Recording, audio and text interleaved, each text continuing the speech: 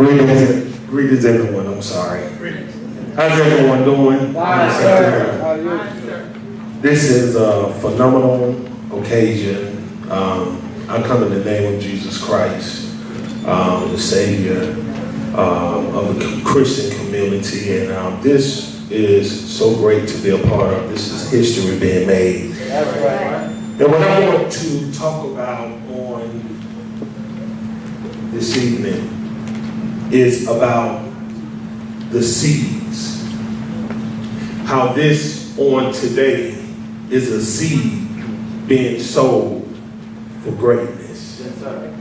I believe that God allowed all of us to come together because something great is about to happen in this nation. Yes, sir. And it all starts today. That's right. That's right. I want you to understand one thing about a seed. It has to be buried in the dirt.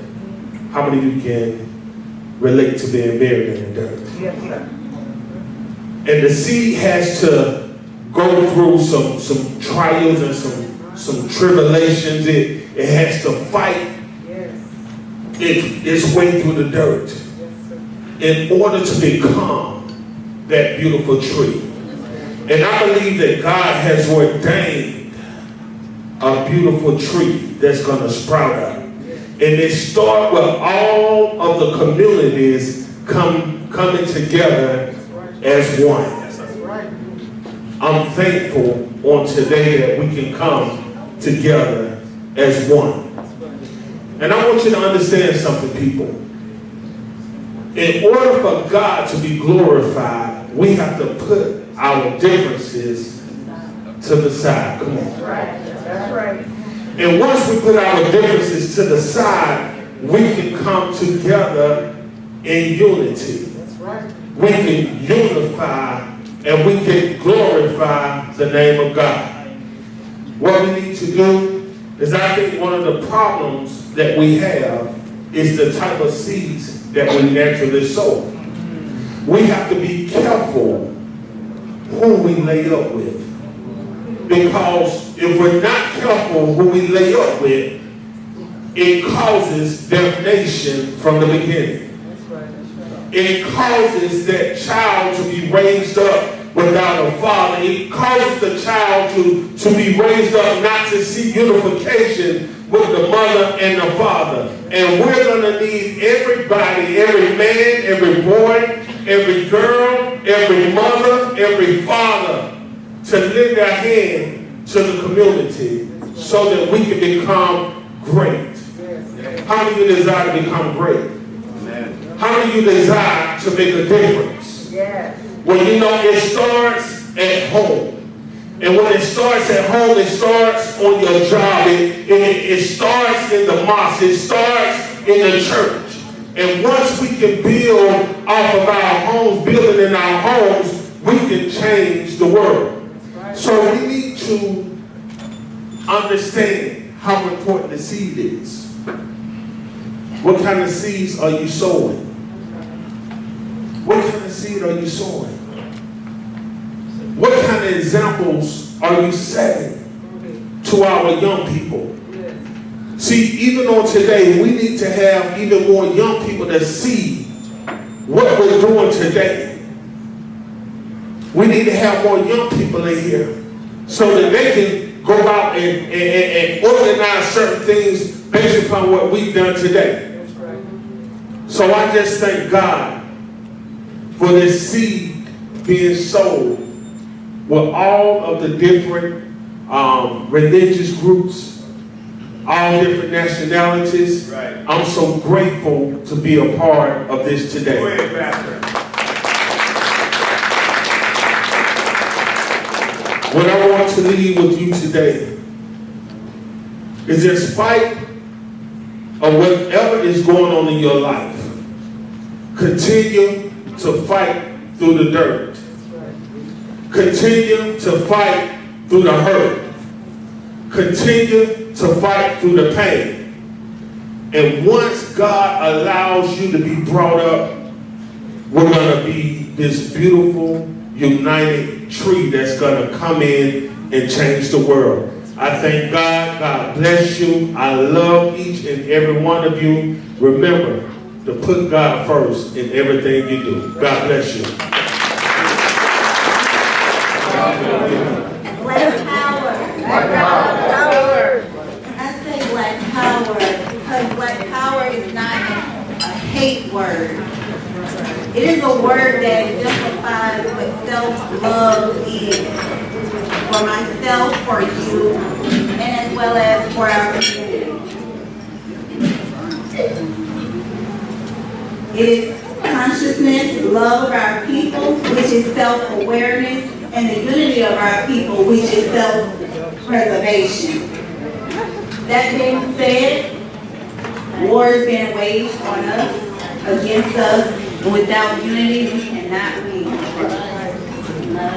This is a true fact, my brothers and sisters. I brought my notes because I know I can get into speaking, and I get real heated and hot when it comes to, joining and being accountable for what we say we're going to do and how we're going to do these things.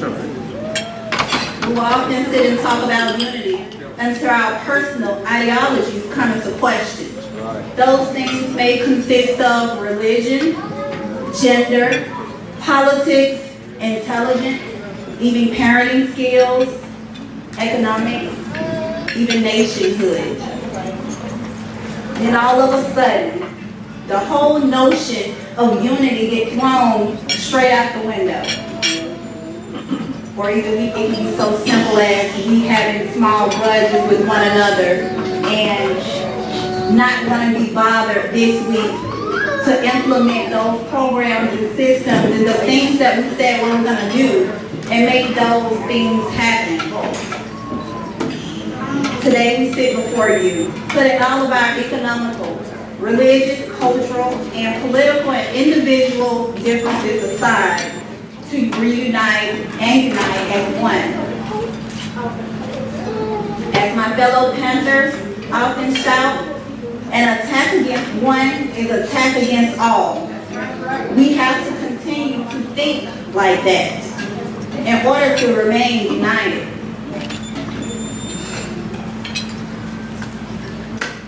At this time, this panel of all of us up here and that those that sit before you, we refuse to sit and just be those who are talking.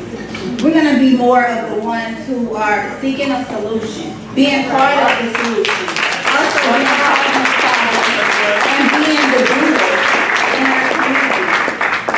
The community needs our help now, not when our Friday paycheck hits. Not when we get over our grudges and our beefs. Not when we feel like it. Not when it finally hit home and it's affecting and hurting our loved ones. It has to happen right now. We have to be proactive with everything that we say we're going to do now. We have to hold ourselves accountable for the things that we're going to promise and put into place for our community. Enough of us talking about what we're going to do. It's more about, okay, so now what are we going to do? Not today, not tomorrow, not tonight, to now.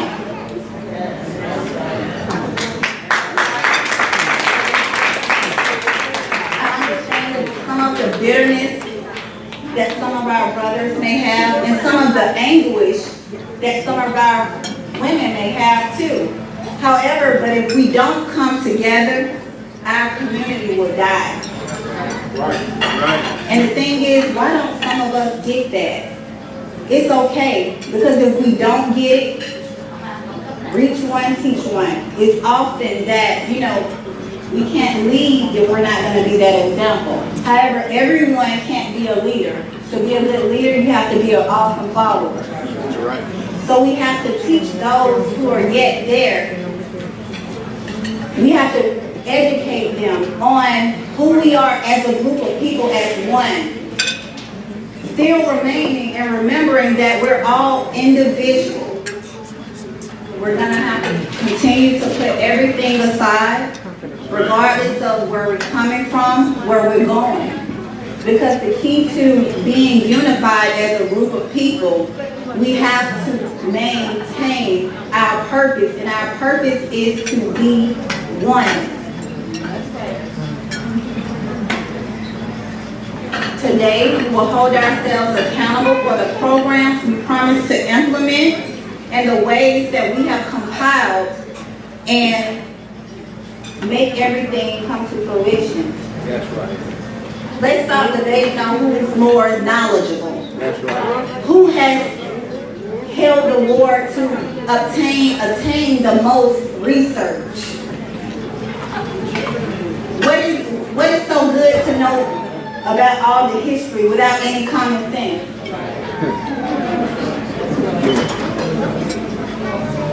There's nothing there if you cannot even put into force all of that knowledge you have, all of that research that you have taken out the time to seek and find answers for. If you're not gonna put it back and plant seeds back into the community, That's right. doing, That's right. knowing and not doing is basically like plus and a negative. It equals a negative. We will let our oppressors know right now, as I say to now, that if you kill one bee, you have to be ready to be forced against all of the beehives. Because we gotta be that beehive. You kill one bee, the whole beehive is gonna attack you. You have to let them know there's gonna be no marching, no rallies, no protests. We will not continue to get upset and destroy our communities. That's right. Where we have to live. We will unite and we will build. But first we have to be clear about our own self. We have to fix us first as our own individual. That's right. Then we go into our homes and fix our home. That way, if our home is right, we can fix our community next. Because you can't be a bad apple trying to teach and trying to lead by example if you're only saying and putting out all of this knowledge, but guess what? You're not even being an example of all of this stuff you know.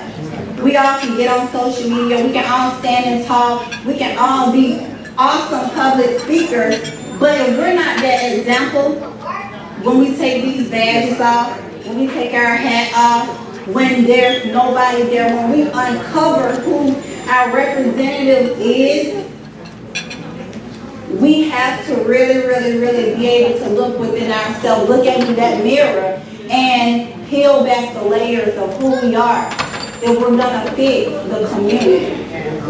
And it has to happen now. To now. Black power.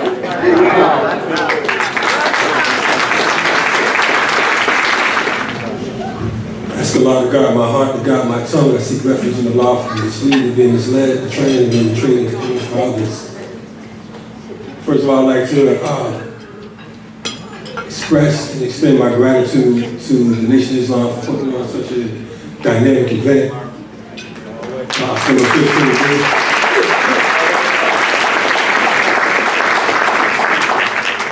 I myself, I'm Muslim, I'm a part of the Imam Jamil Al-Amin, formerly known as H-Rap Brown's community. I see it fitting, if I'm going to come to a Nation of Islam event, they say we need to speak the language of the people. So if you don't mind, I want to start off, since we're talking about unity, I want to start from Message to the Black Man by the Honorable Elijah Muhammad.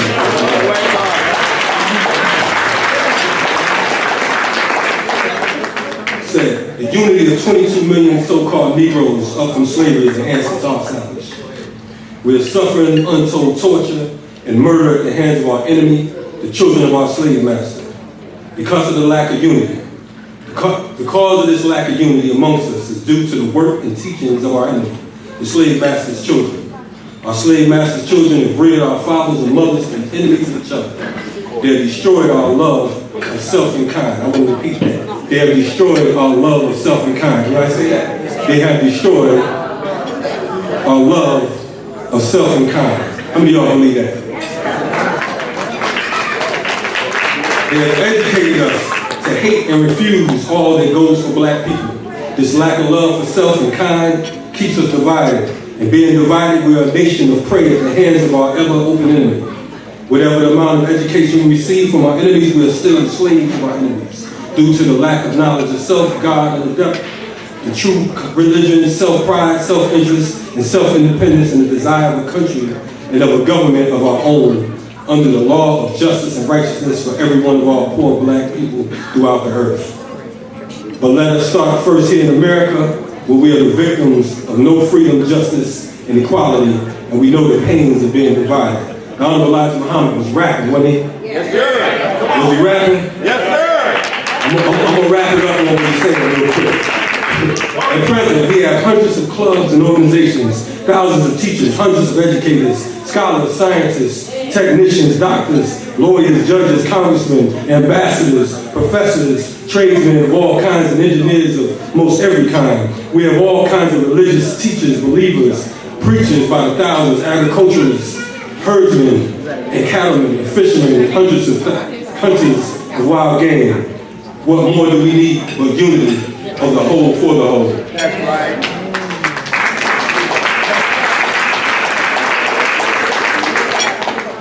Is the white man still the devil? Yes, sir. You sure? Yes, sir. Okay, we operating like he might not be. I'm kind of confused sometimes. Okay, what's going on, right? We have a situation where we know that white folks have been extinct for a while, right? Yes, sir. They've been bugging out Yes, because sir. they knew they were extinct.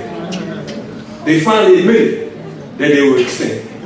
11 days ago in the New York Times and the Washington Post, census data brief was released and reported that due to the opioid crisis, Yes, sir. not the fact that they are enemy of nature, not the fact that they are diabolical beasts, not the fact that they're criminal, and not the fact that they were calcified. The pineal glands was calcified when they was up in the Caucasus Mountains. Not because of that, but because of the opioid crisis. Over half of the states, there are more white deaths than white births. This by the only minutes. 26 states. Now what does that mean? According to the Census Bureau, they said by the year 2045 that white folks in America will be less than 50% of the population. Now we don't know what their population is because of the fact that they've been calling us minorities for years. That's right. But no, we do know that they're minorities on the planet Earth. Is that right? Yes, sir. So finally we know that these no good crackers. I gotta watch my tongue because I'm kind of, I get kind of loose sometimes. But That's all right. I know we're the nation, and I know y'all fired me. Take your time. I don't want to burn the hotel down though. Finally, they admitted what time it is, and we always knew that. So now, we know that while they are admitting this, they are bugging out. We know they're losing it. So they're going to start shooting up more churches. That's right. Shooting up more hotels. These crackers so ruthless, they even shot up the Waffle House. The Waffle House. As if Waffle House wasn't killing enough of us anyway. A naked cracker in Tennessee decided to run up in the Waffle House and start gunning folks down, right? Now, there's been over 50 school shootings this year alone. Over 600 murders by the police this year alone, right? Now we already decided, we already agreed that the white man are devils, we're not going to dwell on it. So we want to go and get on top and we want to talk about this unity situation, right? Yes, sir. What is unity? Some of us get confused when we talk about unity. We think that it's just us coming together to banquet and we seeing our good brothers and sisters from all these different nations and everybody looking good, everybody looking sharp. And we think that's unity, and we go home, and we got some beautiful pictures, and it'll be reported in the final call, and the brothers and sisters, the Moors will speak on it, and the Nuwabian Nation will speak on it, and the Christians will speak on it, and the folks in the FTP movement, and the New Black Panther Party, and all these folks will speak on the fact that we had unity for a few hours. That's not unity. It's a good start. Now we want to talk about functional unity, right? When we talk about unity, Kwame Nkrumah said that organization presupposes unity. Okay? We have to be organized. Now some of you may say, well, we are organized, we're part of this organization. I'm a part of this organization, you're a part of that organization. That's cool, but now we gotta bring it a tad bit closer, right? We don't all have to be on the same page. Sometimes we get it twisted. It's not necessary for us to be on the same page, but we at least need to be in the same book.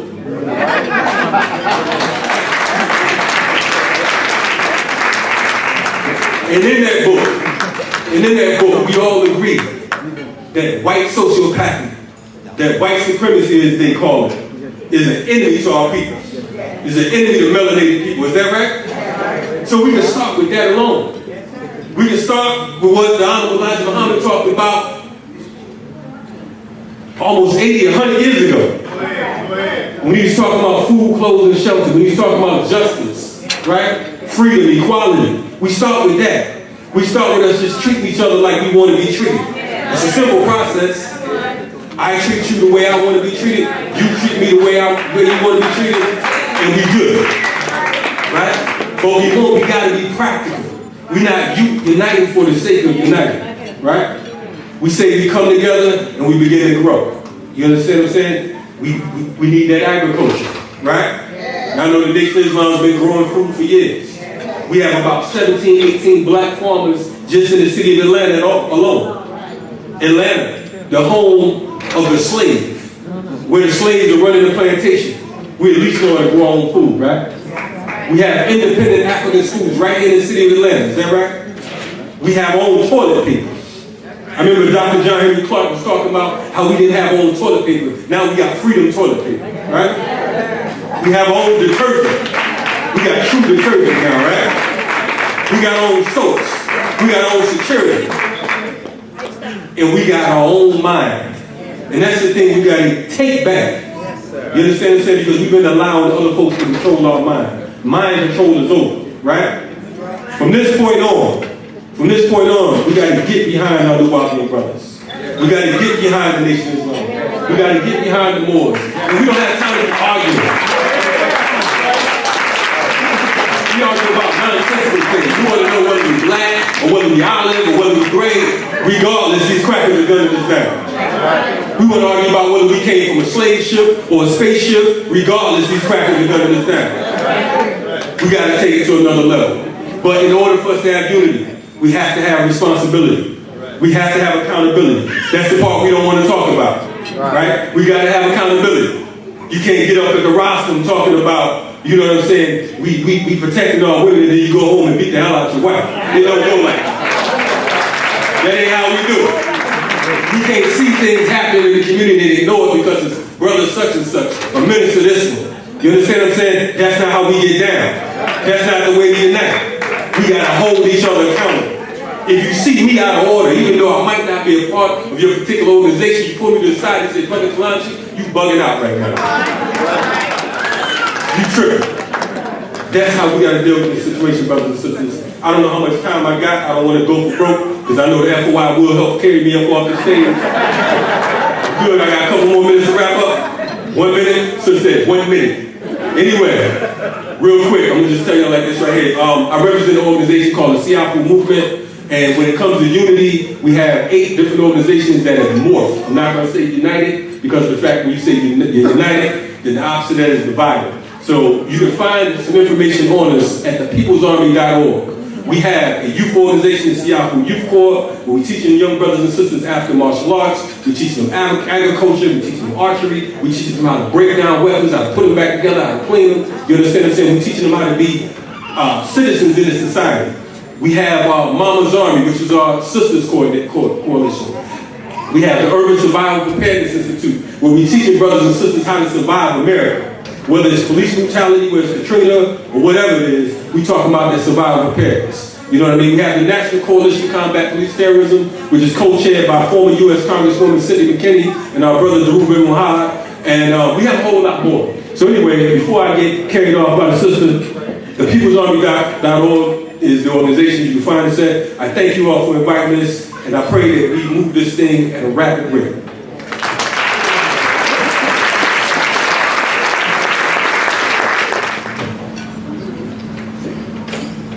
Rabat, greetings. Wenantat, Anuki Wenantat, Amun Ma'atigab. My name is Amun Ma'atigab. I'm a student teacher of the master teacher, Pa-Nabab Yanana, also known as Malachi Kabina York, Baba Yanana. Baba Yanana is an extraterrestrial being, a soul, an etheric being, a 76 trillion year soul from another galaxy, the 19th galaxy called Ilion, from a planet called Risk. Yanana comes to this planet every 24,000 years to renew the history of this planet. Plan E.T. Plan extraterrestrial. The extraterrestrials planned it. The aliens. Ali, Eli, Ali, God, and Sumerian rulers. Baba Yanana came to break the spell of religion that has us all fighting against each other. He tried to give us our culture. He started teaching back in the 1960s, Wunuwap. But the devil created religions, their own versions, their own religious opinions about who and what we are. You see what I'm saying? They gave us their version of Islam. But the Honorable Elijah Muhammad came and taught what Islam really is. So we do know and we do acknowledge the fact that the Honorable Elijah Muhammad is the messenger. And he also spoke of extraterrestrials, the mother plane, right? The military. See? So all of this that's been going on in our conditions, or we are being kept and suppressed and oppressed because they know who and what we are. As the Honorable Elijah Muhammad said, we are the makers, the owners, the cream of the planet Earth, father of civilization, gods of the universe. So if we're the makers of a planet, of this planet, and the owners, that means if we made the planet, we wasn't on the planet when it was made. We was out in space. So we are star people, you see? So Malachi York has written over thousands of books on every subject above and below the sun to help us, wake us up, our DNA, our genetics. We build communities all over the world. We are master builders. We know how to build communities. We know how to break the spell. It's right here. This is prophesied. All of us, the Moore Science Temple, lawyers, they know everything about the law, hands down. Nation of Islam, disciplinaries, our police force, our protectors, Black Panthers, our military, our infantry. As the brother was saying, that the devil's time is up. He was only given 6,000 years to rule. And didn't Elijah Muhammad teach that after those 6,000 years that Allah was going to come himself to remove the devil? Right? How do you think that's going to happen? Them extraterrestrials are coming to remove them. But y'all don't want to be here when that happens, because it ain't pretty. Their world is over, and we have to get out the way. That's what Elijah Muhammad taught. Separation, right? We have to get out the way because the devil time is, we're all about building communities. Let's start about fear, but we have to go. We have to go to Africa and build real communities. We have to go. You see it happening every day. This country is on the verge of a civil war. Nature is tearing them apart. The sun is eating them alive. They're going crazy.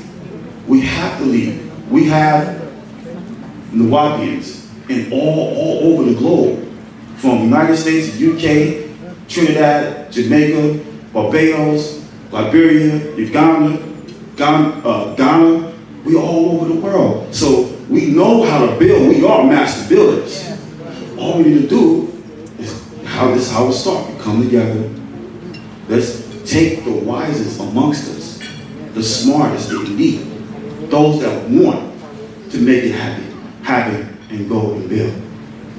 I know I don't have a lot of time to talk about a lot of things, but I want to say this is important. And Dr. Monica is doing these things. They've seen the things that he was teaching and how it was changing our DNA. We were starting waking up to find out who and what we are, how we built those pyramids. We're master builders. We built those pyramids that align with the Orion and star constellations of Sirius. That's what our ancestors did because they were from there. And they see that and it's like, uh-oh, they find out who and what they are. Let's take them off the street. And they put them in prison, in the belly of the beast. He didn't know, he's in the gut of the beast. In Colorado, under the ground. Where also they have a base in the Cheyenne Mountains, an extraterrestrial base there. A military base there. And next to it is Colorado Springs where Nikola Tesla did all of his experiments. You see what I'm saying? So it's really serious. It's an ongoing conflict. And they're using religion to divide us as a weapon, to keep us divided and separated. You see, so that's why I say this is a very good thing for our unity, love and unity, because Dr. York said love and unity will free them. You see what I'm saying? And this is love and unity. I would like to thank the brother Stanley Muhammad from the Nation of Islam for allowing us to come in a very short amount of time to speak our peace. And we're going to do this again, keep doing it again until it grows and grows and grows. All right? So I'd like to thank you all. Salakum Wadu.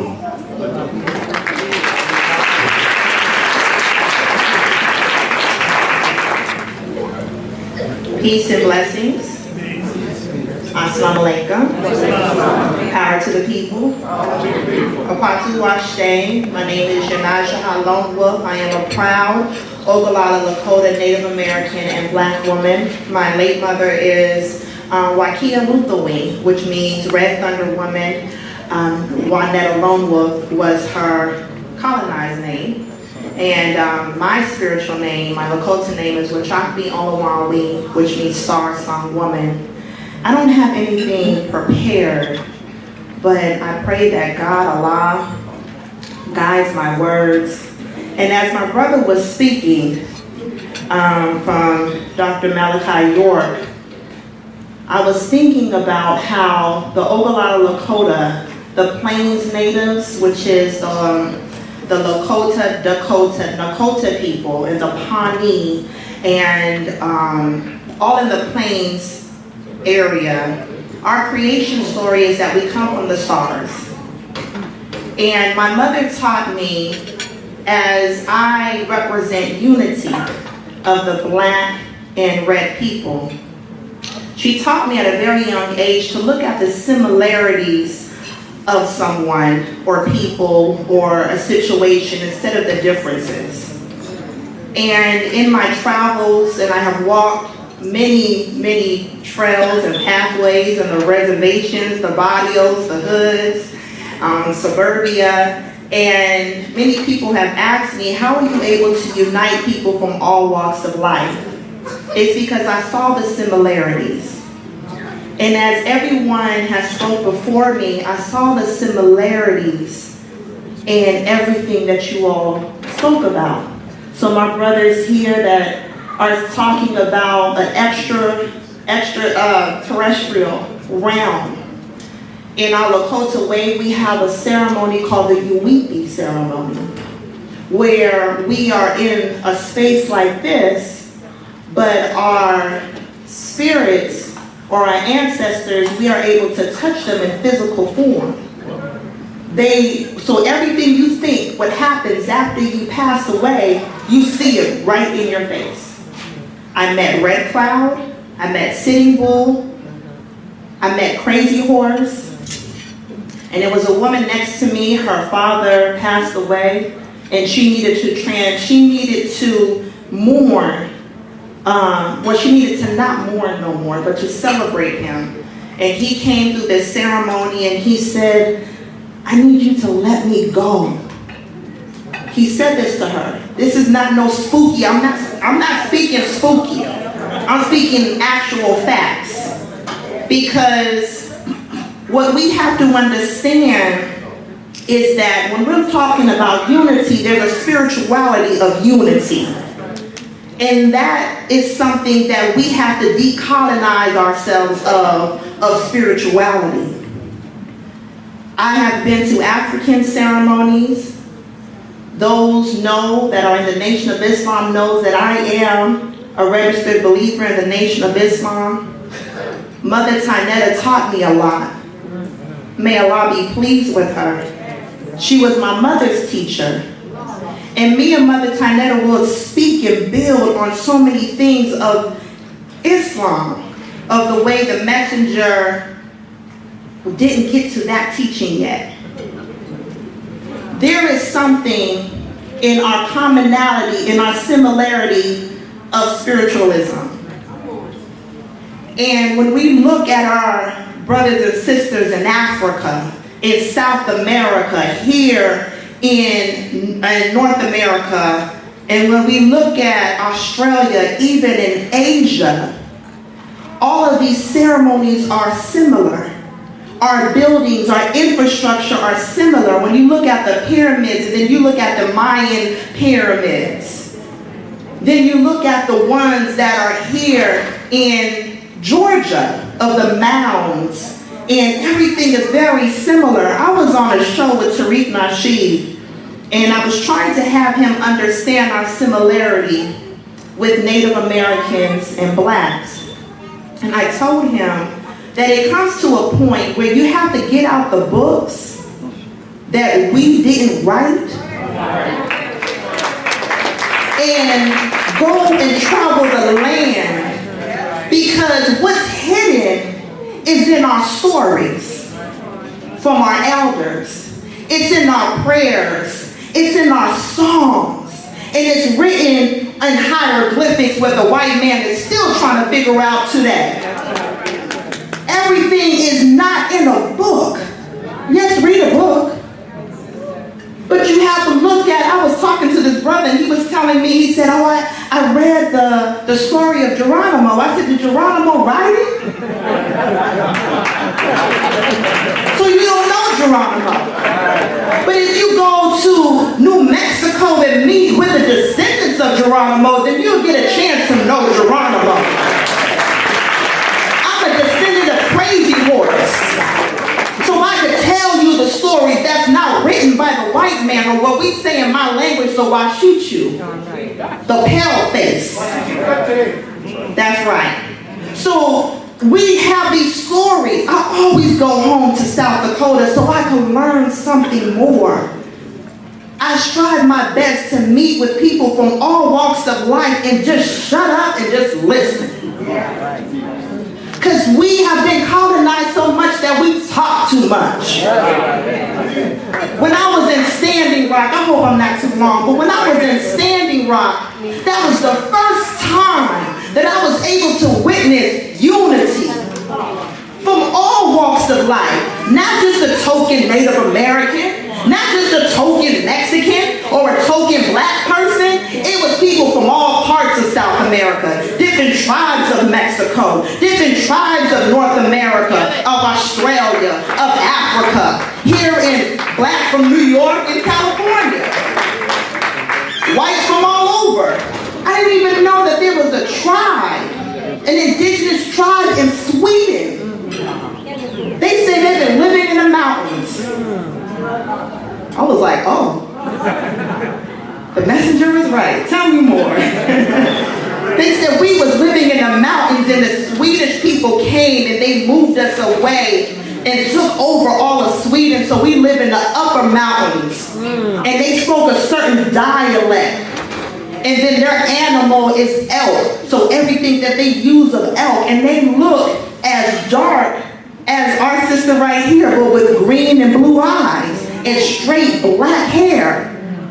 They said, you should come to Sweden and come to our nation. We're fighting against a mining company. We have the same fight that you all are doing in Standing Rock, but we have it in Sweden. So that just goes to show that our fight is universal. We are coming to a point that we can't be tired anymore. We can't sit back and say, I'm tired. I'm so tired of another police shooting. I'm tired of seeing another video of another officer shooting someone. I'm tired, I'm tired, I'm tired. This tiredness is Allah's way of telling you to wake up. It's not time for us to go to sleep anymore. We can't sleep on our post. Because either you're going to be tired and be dead, or you're going to be tired and wake up and be forced to unite. We're in a time right now that we are being forced to unite, whether you like it or not. And like my brother said, it's going to be like minds that feeling I'm woke. You can't just say I'm woke. You got to act on your wokeness. If it means that you're going to have to get uncomfortable, you're going to have to get uncomfortable in order to save our babies. I marched 5 miles yesterday for our so-called immigrants that really are distant relatives or our relatives. And some people ask me, my social media was going off, and sometimes social media, sometimes you just got to take a pause from certain people. But a lot of times, a lot of those people are not real people either. A lot of them are agents and hired by certain government and corporations to make up, that's a whole other thing. But so they was asked, well, why are you doing that? Shouldn't black people just unite with black folks?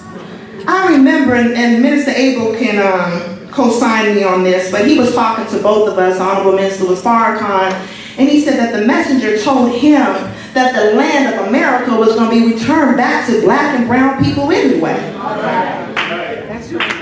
So, why isn't more of us fighting for our Latino brothers and sisters? They're in cages. We were in cages. So how can we can't feel that? Because we've been colonized. We got to break away the chains. We should be able to feel our brown brothers and sisters. When we're seeing pictures of them in cages. In Gwinnett County alone, this ICE comes and sweeps them up. We should be there with them and say, no, you can't take them. I went in front of an ICE truck in Arizona. And if anyone knows, ICE is the police or the government that come and take what you want. So I went in front of an ICE truck because they was trying to take a mother away from her children. So me and my brown brothers and sisters, we stood and locked arms and said, y'all gonna have to come through us. I did this last April. It's gonna come to a point where you have to get uncomfortable in order for us to unite. We can't just talk about it. Because every single one of you, even our elders in here, are gonna come to a point. The Honorable Minister Farrakhan said to me when I was in Standing Rock, he said, we're all going to come to a point where we're going to have to make a choice. Whether you are going, what are you going to fight to your death for? Because I told him, I said, I think I'm going to die up here fighting against this pipeline. And then that's when he said that to me. So I want to leave that with all of you all. We're all going to come to a point where we're going to have to make a decision on what are you willing to fight to your death for. Mataki Yasi, all my relations,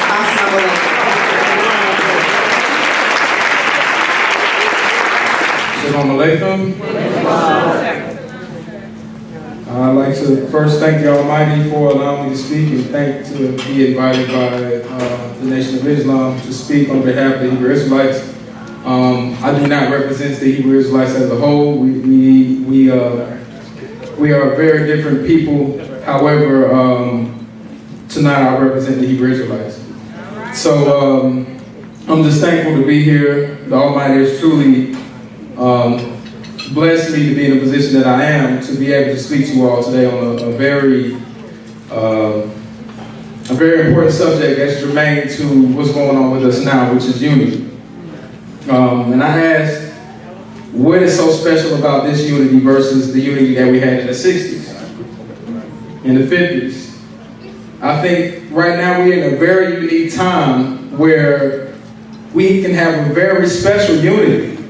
If you think about the time before integration, our unity was by default. Our unity was not by choice. We had to stay amongst one another. But this unity is very unique in the fact that we have one thing we didn't have before, and that's choice. Every single person that came here chose to be here. Nobody forced you, and even some people actually paid to be here. So if I know that you were paid to be unified, I know we're doing something right. Now we can discuss all the negative things about this time, but we need to not overlook the choice that we have to stay amongst one another. We can move with other people. We can be in other neighborhoods. We got the choice to be wherever we want to be now. But we chose to be amongst each other. So this is what makes this time more unique and more powerful than it was before. If you understand what the Almighty is trying to do. So we have realized at this time that integration has not worked. That plan has failed miserably, and what it has done to our minds. It caused what I call mental miscegenation. Now, what is miscegenation? Miscegenation is just a fancy word for when Europeans cohabitate or inhabit Africans or black, or we would say black people, or mix together or live together.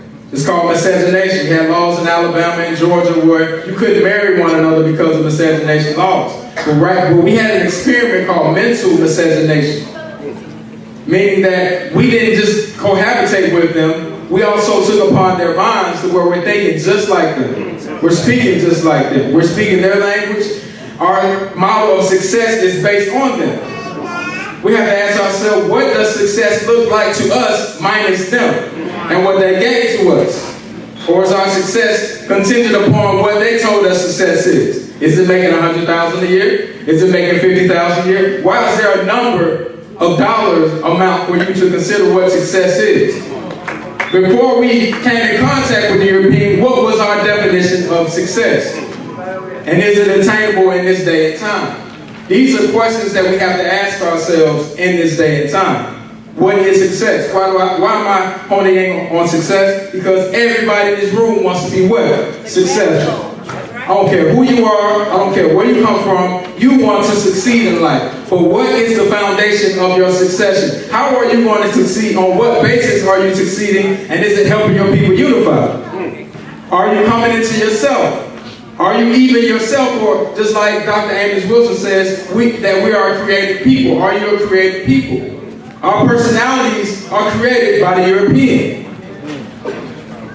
Our personalities were created so that the European can advance his cause. The jobs that we want are jobs that will help the European. That's right. So this European will send you to school to be a certain way, so when you come out, you will be in good shape to work for the European. So we have to understand what's being done to us. And as I often mention, that we are not educated, we are being schooled.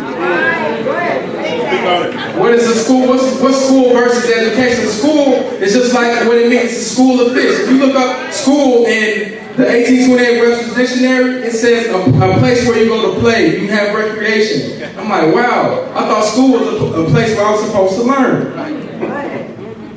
No, school is to make you a cookie cutter person so you can be just like whoever teaching that curriculum wants you to be. Now, education, on the other hand, comes from the Latin word educo, which means to draw out, to pull out. to be able to go into any situation and to know what to do because you have the mental processes to be able to go in and pull it out. But we haven't been given mental processes. We've been given a program. We've been given a curriculum. We've been given schooling. That's what we've been, but not in education. So we got to understand what the European has done and how it's caused asphyxiation to who we truly are. And I'm so glad to see all of us here under one roof with one, just like Marcus Messiah Garden said, one God, one aim, one destiny.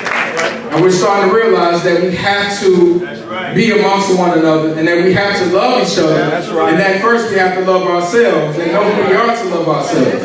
Because in the Torah it says, you shall love your neighbor as you love yourself. But that commandment can come a curse if you don't know how to love.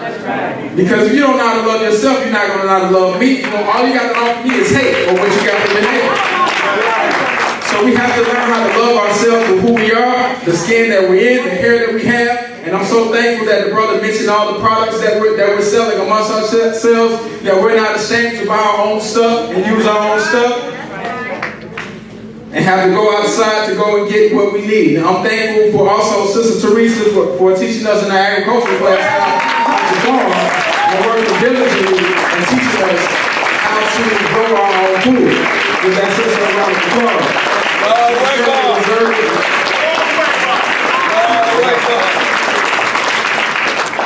But as you see, we are people who need one another. We have skills and talents that we don't even know that we have. Because we don't have a database that we can go and say, oh, this person has this skill, this person has that skill, and go to that database and get all those skill sets together where we know that we don't have to go outside for anything because my brother down the street has everything that I need. My sister down the street has everything my wife needs. So these are the things that we're slowly realizing. And the brother mentioned earlier about this organization. Marcus Messiah Garvey had a quote where he said, the greatest thing used against us, or the greatest weapon used against us, was disorganization. But tonight, all I see is organization.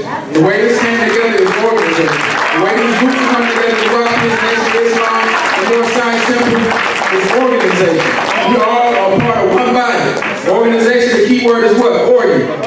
Different parts, heart, bladder, lungs, they all got their function, but they have to work together. That's exactly what we're doing. So I'd like to give praise to Almighty for this time, and thank you all for the Nation of Islam for the invite, the Moore Science Temple, the Nuwapians, the Native American Nation, and everyone who's here. I would like to thank you on behalf of the Hebrew Israelites for your invite for this time. Thank you.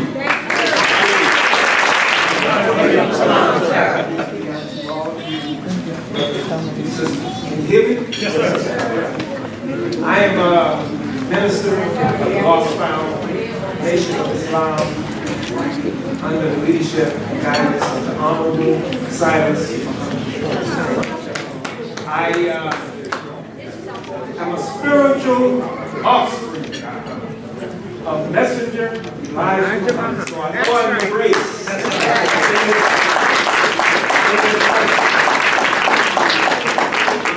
I have the opportunity to just say a few words. I just wanted to introduce myself. I've been working here in the Atlanta community as the minister for about 2 years.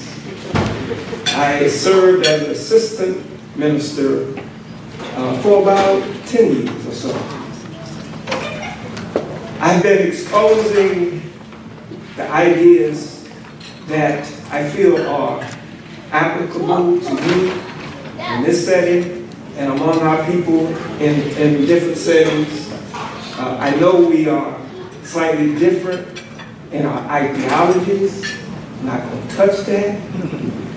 But politically, that's where my leader and teacher has been fostering a political unity for about 20 years now.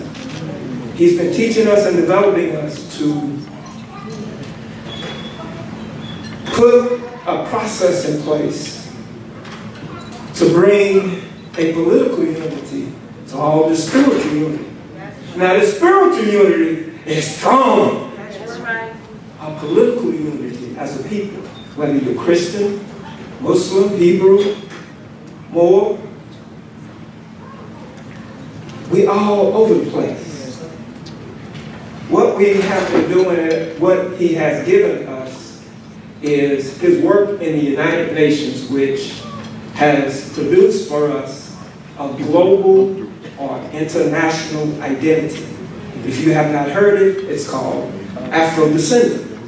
It's been accepted by the United Nations bodies, and now you and I, our people throughout the slavery diaspora, have a global identifier, Afro-Descendant.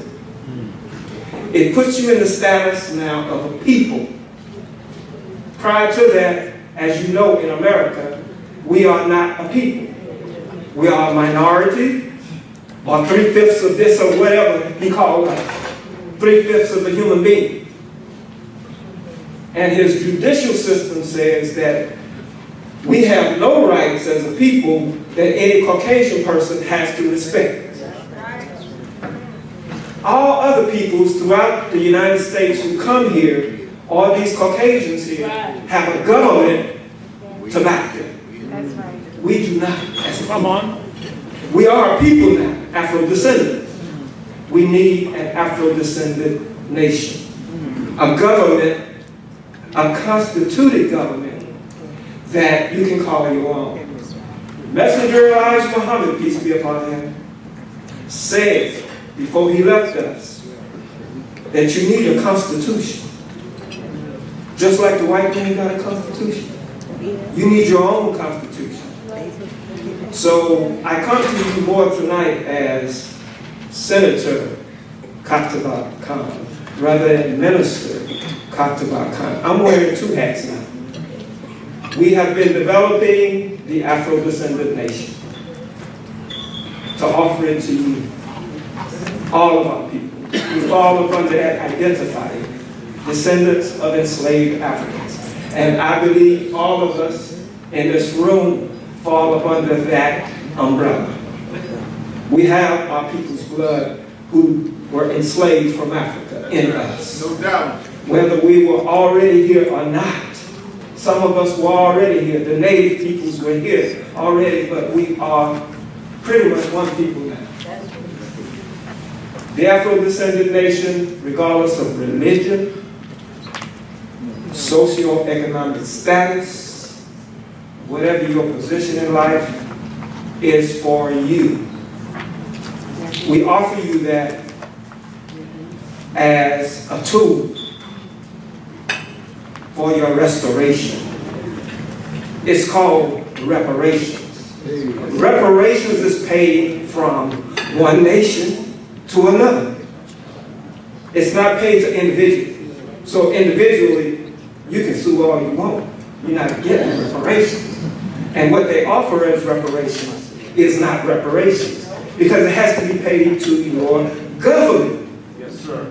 That is, first off, recognized. So we need your help building an Afro-descendant nation. I'm here in Atlanta. I want to connect with all the leaders that are in the Atlanta region who are among our people. We have made great headway in the Chicago region with the Moors and the Hebrew Israelites and the Christian churches. I've been going to Christian churches. And by the way, my wife is a Christian, so I have much exposure to Christianity. But I'm a Muslim minister.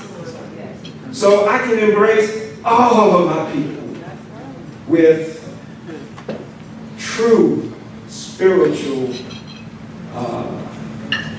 essence of who we are. And I want to.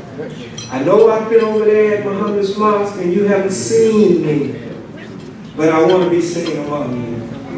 So before you leave, please take my business card and allow me and you to connect. I am your brother, Kataba Khan. That's all I am, a brother.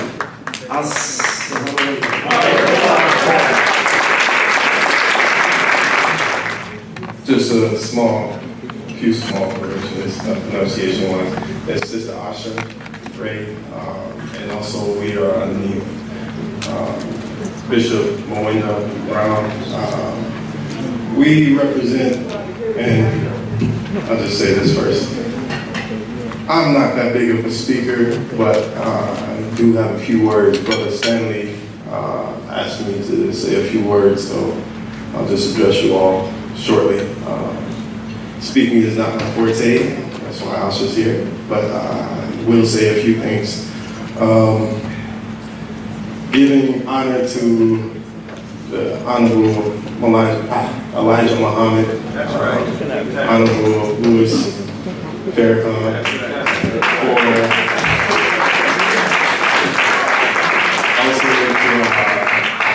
Brother Malcolm X for being the national speaker for many years to continue to have you all grow for us to even have this here. I'll say this, we of the Black Christian nationalists are pretty much a relative of the Nation of Islam. You all started, and I have a few notes I just want to prepare because I like to be prepared. You all, I believe, were founded in 1930, if I'm not mistaken. The Nation of Islam. We were founded not too far off, 23 years later, 1952, both in Detroit. So you all are pretty much like the big brother and we're like the little sister. We are the shine of the Black Madonna, so I guess you can say we're the female version, but you know, of course we both have males, or men and women, part of our organizations. But yeah, say it, you're right, future Madonna. But just really quick, I'm kind of unconventional, so I just wanted to do this really quick. Hopefully I don't know to speak. I'm walking around for a reason. It's a method to my madness. I'm walking around so y'all can see me, but not only see me, but as you look at me while I'm walking around the room, you see how many people are in here. You see how many people are making this happen. And when I say making this happen, I mean this unity happen. Every single body that's in there. Sure, maybe the tables are not all full. That's cool. We don't need all the tables full to start. To start, it never takes a lot of people to start. It just takes a very few. And when I spoke to the brother that was up here helping the sister down, and I said, I appreciate you for doing that, because that shows further unity. They're not even the same denomination, religion, or whatever, but he recognized a sister, a Black sister, who should be escorted down the stairs.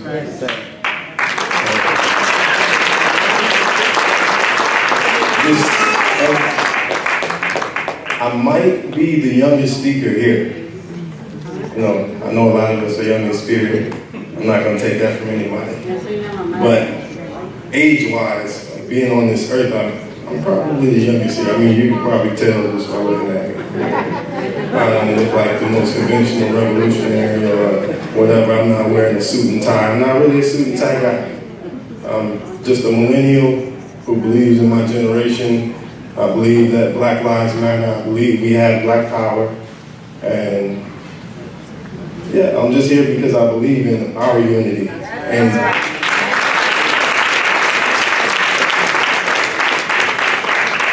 I look around the room and I see all of these kids. I've been playing with this one for a little while. Played with a couple of kids over there. And I know we're up here and we're adults and we think we have all the answers. That's cool, you know. But our goal as adults is to instill our wisdom in them and be their elders to help the next generation. Because a lot of this unity that we start now, we probably won't even see, but they'll be the ones to make it all happen. And that's what we do it for.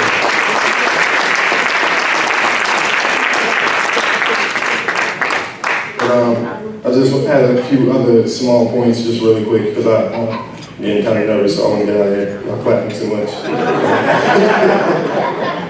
But no, seriously, someone said something about, I believe it was the sister talking about being woke. You can be woke and be laying in the bed. I really don't resonate with that term woke, because I'm up and moving. I'm not just woke, I'm up and moving. It's a big difference. You can be woke and be sitting down, but are you up and moving? And another brother of the Nation of Islam, Malcolm X once again, I'm sort of like that. Like I'm not here, or I'm here to tell you the truth as opposed to what you want to hear. It's time for us to do more. Yes. You know, we started this unity thing, now it's time for us to do more. It's okay to start something. It's okay to be up and moving. But when you gonna start running?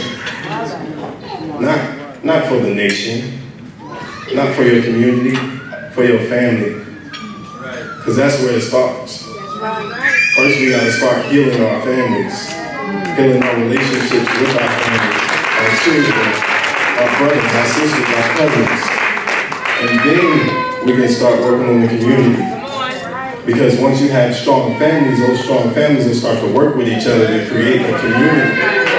Then once you have strong communities, those strong communities will start working with each other and start a nation. So I guess I'm more so just charging everybody to do more for your family and other people's families too. If they need psychiatric treatment or psychology, be that person to sit down and listen and be that therapist. Because we can do this ourselves. We don't have to go to no white person sit on their couch. Have them come to your couch and sit down. At least that's where I come. I'm just a young man. This is all I know. And one last point, and then I'm out of here. Actually, two. One, I'm glad this is starting in Atlanta. And I say that, and Nation of Islam, other Islamic followers probably can understand this analogy, but Atlanta is the new black Mecca. That's right. For everything. There's a reason why businesses want to come here. There's a reason why hip-hop music is mainly influenced by Atlanta. There's a reason why everybody wants to come here now. Because Atlanta influences everything. So if we start this thing here in Atlanta, the whole world is going to pay attention. The whole world.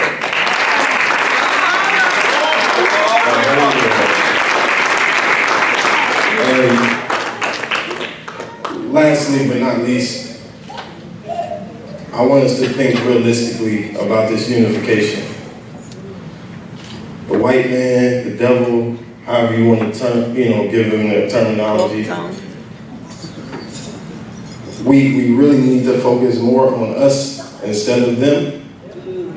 But more so than that, we need to understand that they have a 10-year plan. Yes. They're moving 10 steps ahead. They're watching the chessboard and saying, okay, if this person moves that way, if they move this way, I can do this. If this is going that way, I got them this way. I'm 10 steps ahead of this person. I need to play in chess. So now we need to learn how to be 20 steps ahead of them to be able to combat that.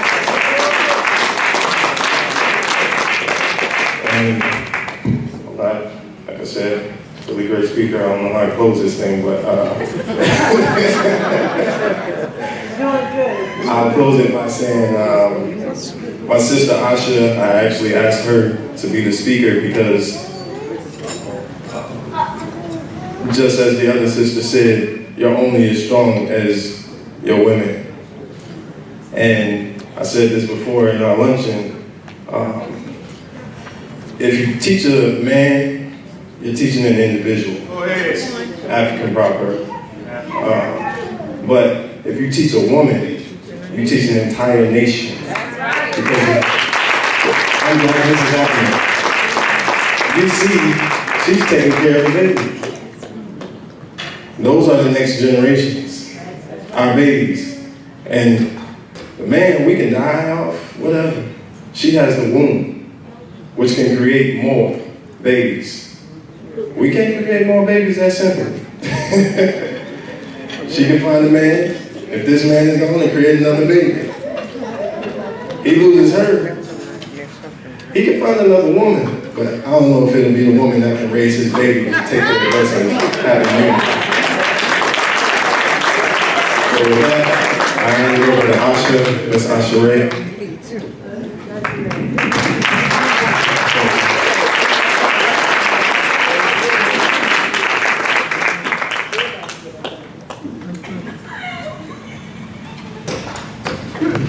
Good evening. Assalamu alaikum. So yes, I'm Sister Asha Ray. It was interesting to come under the affiliation of the Shrine of the Black Madonna and the Black Christian Nationalists because I have a long history of seeking truth, just period, so I have studied with the Nation of Islam in Fresno, California. I have been tireless in my efforts looking for just the depth of me, the depth of us. We are so huge, we are big, we are magnanimous. There's no words to describe the vastness, the greatness, the amazing characteristics that we possess as the people. So looking forward in religion and all of those things like that and spirituality, I got to a certain point where I felt like I exhausted myself. And I say that to say this, that coming together regardless of our spiritual and religious affiliations and backgrounds is one of the most powerful things that we can do, because we get back in touch with self. And your highest self is that which is in line with the Creator. That is the natural thing. We've been taught to be something other than ourselves, amen? So I just want to give you a little background. As my little bio says, I've been working in the community for as long as I can remember. When I first got word that there was a community, and the first word I heard of in terms of community was the Nation of Islam. I got my hands on a final call. And that was at the age of 12. So since then I was like, there is someone that knows our struggle. There is something out there. There's a group of people that is working towards our liberation. And speaking of liberation, Black Christian nationalists believe in African or Black liberation. So are we not the same in that regard? In terms of the new Black Panther Party, we believe in the freedom and the liberation and justice for African or Black or indigenous people of the land. So are we not the same in that regard as well? So basically I'm just saying that unity is not so much something that we have to think of or we need to create. We were born as one people. We were born not alienated from each other, not separated, not divided. We just picked up all this stuff along the way, right? So I have a million notes and I wanted to read them, but I'm just flowing in my spirit, This is one of the most beautiful things. I have dreamed about speaking at engagements like this, to tell you the truth. I have studied to speak at engagements like this, but it's very humbling at the same time, because there's so much that we've already done, but there's so much to still be done. And I brought my child, Legacy is her name, my baby girl, for the sake of reminding me and all of us that can see, we have a legacy to continue. We have a legacy to uphold. And it starts with us, and it's going to finish with us. You know what I'm saying? Looking outside of ourselves is pointless. And I mean that in every way, on every level. Looking outside of yourself for someone else to do it, for somebody else that should have been here. Who cares? You're here, right? We're here. And I just want to touch on a couple of notes and then I'm going to get out your way. But I wanted to go to the scriptures, the Bible. At one point or another, we all done touch the scriptures, the Bible, right? No matter your affiliation. But Matthew 23:11 says, "The greatest among you shall be your servant. And whosoever shall exalt himself shall be abased. And he that shall humble himself shall be exalted." So that is something that I find to be a very powerful scripture. The humility is to put down this is my belief, this is my background, this is my affiliation, and come together for a common cause and a common purpose and say, what do we need to do to improve our situation? What do we need to do to better secure our future as a people? And that takes the humility, because it seems like everybody wants to be a leader, everybody wants to be a speaker, everybody wants to be in charge, everybody wants to get the hoorah, hoorah. But if there's no result in that, then what is the point? What is the purpose?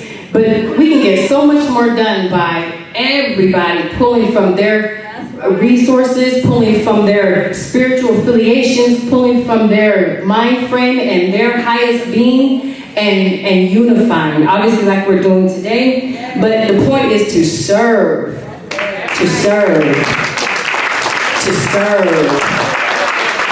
You can take on any messenger, any leader, any of the great among us. And what were they? They were the servants. They were the ones who said, I will lay down my life. I will fight for the cause to the death of me. That is a true servant. So I leave you with those words. That was the scripture in Matthew 23:11-12. If you humble yourself, you will be exalted. And that means for us as a people to be exalted and raised up right to our rightful positions. Thank you. Peace and blessings.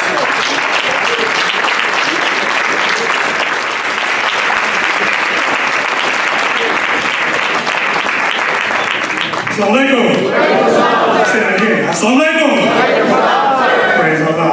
I rise, giving all praises to Allah, the Father of the universe, cherisher and sustainer of all the boundless universes. We extend highest honors to his holy divine prophet, Prophet Noble Drew Ali, the founder of the Moorish Science Temple of America. I extend further honors to his forerunner, Honorable Marcus Mosiah Garvey, the founder of the Universal Negro Improvement Association, who did indeed warn and stir up the nations. I extend high honors to Master Farrar Muhammad, Allah, who came in the person of Master Farrar. I extend honors as well to the most honorable Elijah Muhammad. Right? I definitely like to extend honors to the most honorable Minister Louis Farrakhan, because I see his southern colors right there. Right? I would also like to extend honors, and I'll get to why I'm giving so many honors. I would also like to extend honors to the Black Panther Party, my family from the United Nation. The pastor that was there to demonstrate earlier. We give honors to all these noble and glorious ones, because we're taught by our prophet Noble Drew Ali, that when man honors man, he honors Allah. Alright? So there's no scoop God. If you want to honor Allah, honor the man and woman sitting right next to you. We were asked at the Unity luncheon that we had, or it was one of the questions, one of the like 6 questions that was posed. We were asked, what does unity look like? Okay? You know, a lot of times we have a tendency to try to get deep and get these deep, lofty answers and stuff like that. However, Islam is a simple faith, all right? And when I say Islam, I'm talking about your nature. I'm not talking about a religion where you bump your head 5 times a day. Respect to that custom, all right? But what I'm talking about is the fact that if you look around you right now, if you look around this room right now, you're probably afraid to. Look around each other. And they're going to ask you for the money. Look around. This is what unity looks like. That's right. Okay? Unity is not a foreign concept. We've actually known about it all our lives. See, unity is that thing that when you're walking down the street, brothers speak of this. You're walking down the street, you see another brother, you hit that. Right? He hits you back. Now the word was uttered, but we understand, I got you got me. All right? I asked the elder one time, I said, well, why do we do that as a people? He said, young man, back in my day, right, there was a time when we couldn't gather like this, all right? And when Europeans would come in the room, your life may be in danger. So brothers had a code, it was unwritten, it was something nobody actually sat down and planned, but the divine within us came up with a system, and the code said, when I see you across the room and I make that eye contact, if it pop off, I got your back. That's unity. Okay? Unity is that thing that says, it's not a strange thought, it's not a strange happening for me to refer to you as brother or sister. How many times, and it happens every so often, but how many times in your whole life has someone called you brother and you responded, don't call me that? No, what's up, man? There's no harm in that. How you doing, sister? What's going on, sister? This is something that we do inherently, all right? But see, we have to get back to our customs. We have to sit our elders down, sit down with our elders, and have them explain to us what worked and what didn't work. Because a lot of times, because we don't talk to our elders, we have a tendency to think that we have to reinvent the wheel. The wheel was already established by ones like Marcus Garvey, and Honorable Marcus Garvey, Prophet Noble Drive, Elijah, all these ones that I opened up with, they lived their lives as an example and as a willing sacrifice for us so we can do the work that we're doing right now. We also can't forget our political prisoners. We give honor to our brother, Dr. Malachi New York, who's in his condition, the poor. All these political prisoners who are in there because of their one crime. You know what their one crime was? It wasn't what they said it was. It was the fact that they had the ability, without going through the European institutions, to organize our people. That is their crime. Okay? If you study and see how these ones in ancient times, just 60s back, right? That's not too far into it. You know how we are about time, right? But if you go back and study, one of the things that, one of the programs that the FBI came up with was this thing called the COINTELPRO program, the counterintelligence program. It's very much alive today, right? We would be fools to mistake ourselves to think that in a setting like this, they aren't present. And if you are, assalamu alaikum, get our names right. Because what you're not going to do is you're not going to stop us from doing what we have to, right? See, one thing about leadership, now everybody's not a good leader, right? We need some foot soldiers too, right? Right? But see, the thing about leadership is that, not everybody's a good leader, all right? But we have some awesome teachers, and a lot of times we have a tendency to think those teachers are good leaders. But when you put them in administrative roles, you'll find out when things start going haywire, this brother or this sister might not be the leader we want to get behind, but when it comes time to teach the class, we're front and center for that, all right? See, because to be a leader, you have to have thick skin, right? Because you will be slandered. You will be set up. You will be, your life will be on the line, all right? 24 hours, 7 days a week, all right? And you have to have a presence of mind that if something goes down that's uncomfortable, you don't allow that thing to put you in a place where you abandon your people. See? So now, with this, you have to get, Muhammad's Mosque 15B, who's always, that's our family. See? And the North Side to number 19, they always rolled out the red carpet for us when it was on the ground, right? Again, I'm remiss in giving honors. I'd like to give honors to my beautiful wife, Sister Tina right here. We got married at Muhammad's Mosque 15B. Mr. Stanley Muhammad did a phenomenal job of doing that work because we wanted to demonstrate unity to show that it was possible to get outside the comfort zone, right, of your own individual customs and go sit with your family who says there is no one God. And receive the marriage union, because without marriage, there is no nation. Right? Can I have all the sisters that are in the room? Could you please stand? I'm not asking you to speak. Just stand. All right? Brothers, give a round of these sisters. First of all, give them a round of applause out there. Okay? Brothers, this is the nation. Okay? One of our elders, Chief John Hill, made a point. He said, our nation will be saved through our sisters. Right. Watch how the brothers treat the mother sect. Right. Okay? So if brothers are running around abusing and hurting sisters and stuff like that, we have to deal with that in-house. All right, sisters, please, give them a round of applause. All right? We have to learn to deal with our own affairs on our own. All right? Self-governance, self-determination, the circulation of the dollar, all these are things that civilized people do. Okay? Our Prophet Noble Drive told us, he said that since post-chattel slavery, we cling to names and principles that allude to slavery. All right? So here it is 2018, all right? And when we have a problem, look at the stuff that we go to. There was a young rapper down in Florida. I always mess his name up. It's like Triple Extentation. Okay? But this is our young brother. We have to learn the brother's name. All right? But anyway, our young brother was murdered. Okay? When the brother was shot in the vehicle, all right, there were people around the cars. There were people around the, and instead of calling 911 to get the brother medical attention, medical aid, everybody's going up to the car doing this. Right? What does that show? That shows a disconnection between that brother's condition, what he's just gone through. But I want to get likes on Facebook. I want to get likes on Instagram. There's a video circulating right now of the young men that shot him. Right after they shot him, counting the money, showing the money. Right? There's no connection there. You see? Someone said earlier, so many powerful speakers, I forgot which one said it, but we are taking on the European thought. We look like us, back in the 80s, kind of talking about 80s. Back in the 80s, you had a cookie called Oreo. You remember Oreo? It was dark on the outside, it was on the inside. So there's a lot of us that look like us. But when you talk to us and watch us under certain conditions, you're like, this is the European. Now, whether we can say that in us or not, Allah knows best. But the fact that the reality exists is something that we have to deal with, all right? One last point I'll do before I yield the floor. How many people, by a show of hands, have heard of a war historically called the Crusades? You've heard of the Crusades? The Crusades were a series of wars, between 6 and 9 wars, depends on the historians, right? Between the Roman Catholic Church and the Universal Order of Islam. And I'm saying that through the various different nations of Islam, all right? Now, the Pope that declared that war was called Pope Urban II, right? When they refer to you politically right now, they refer to you as the urban demographic. The Crusades never stopped. You know they never stopped because how many of us grew up with European names? Oh, but you're free though, right?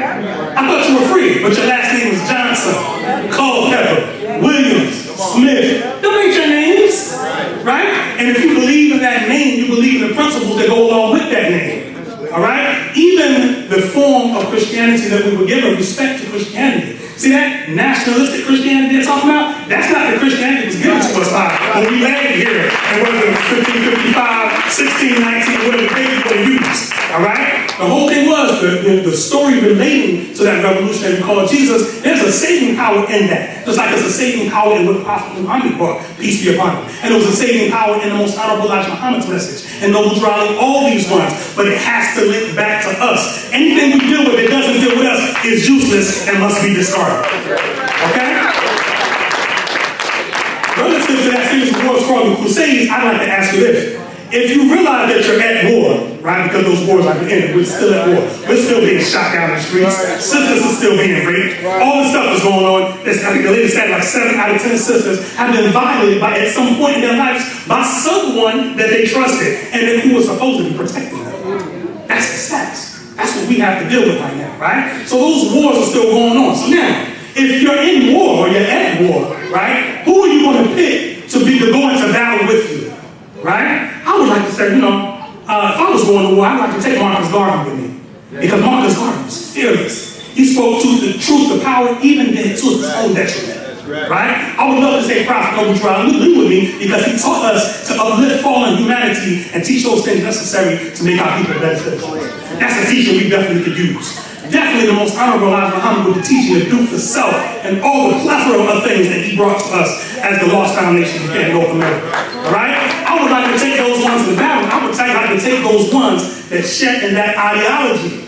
Right? Because we can't be in the midst of battle and you next to someone who's there dealing with fear. A scary Negro will get you killed.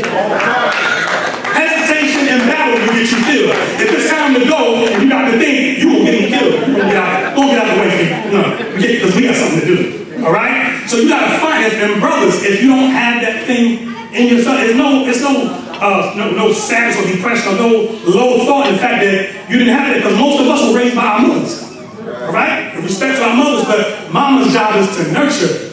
Right? And she does her job, right? But you can't expect her to teach a man how to be fearless. That's not her job. And we put her in a position that she mutates and now she gets fibroid tumors, ovarian cysts, and all these things, these cancers, because now she's repressing energies that have to become something that she shouldn't have. I'm a barber by trade. I got women that come to me and have to shave their faces because they're growing beards now. Right? Because the estrogen is mutating and becoming testosterone. Right? Because now she got to figure out how to pay the bills, how to keep the robber from coming in the house. All these type of things, where if you had a unified community, you don't have to worry about these things, right? Where if she heard the noise, the community type, she called the brothers goes stand, right? The sisters don't want to let you know, if you have a child and you're a single parent, there's no despair, right? Because all you have to do is bring your children to a body like this. Look at all these brothers in this room, right? So, brother so-and-so can become uncle so-and-so. And he can get his teachings that way, all right? But we're now all the generations that we've taken and criticized, they're in the state because they had no OGs to tell them what it was, right? But there's rules to this thing called life. You don't just do what you want to do. Like any battle, there's rules of engagement, and you have to know the rules, all right? So, I don't want to burden my people because there was a lot of phenomenal speakers, and they all said everything I would have said. All right? So I want to thank you all for sacrificing the time to come out, to pay to come to this event. All right? And whenever the call for unity out, as Mike said in my bio, whenever the call for unity goes out, you can guarantee that the Moorish Science Temple of America will be present, and I'm going to be front and center. And I always say my wife will be so she'll be right by my side. All right? And with that, I leave you with the pain, the universal unity, the peace of Assalamu alaikum.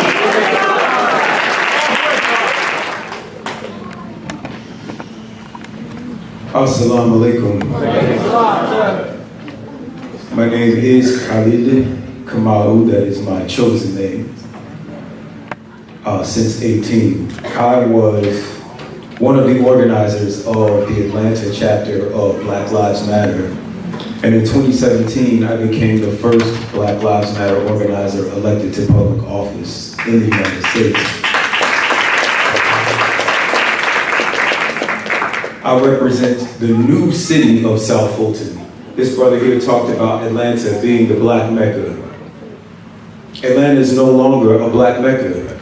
It's only 55% African American. If you research the top 10 cities, the top 10 blackest cities in America, you can look that up on the internet, which, by the way, was invented by a black man, a Nigerian named Philip Emeagwali. Atlanta's not on the list. Washington, D.C. is not on the list. They've been gentrified.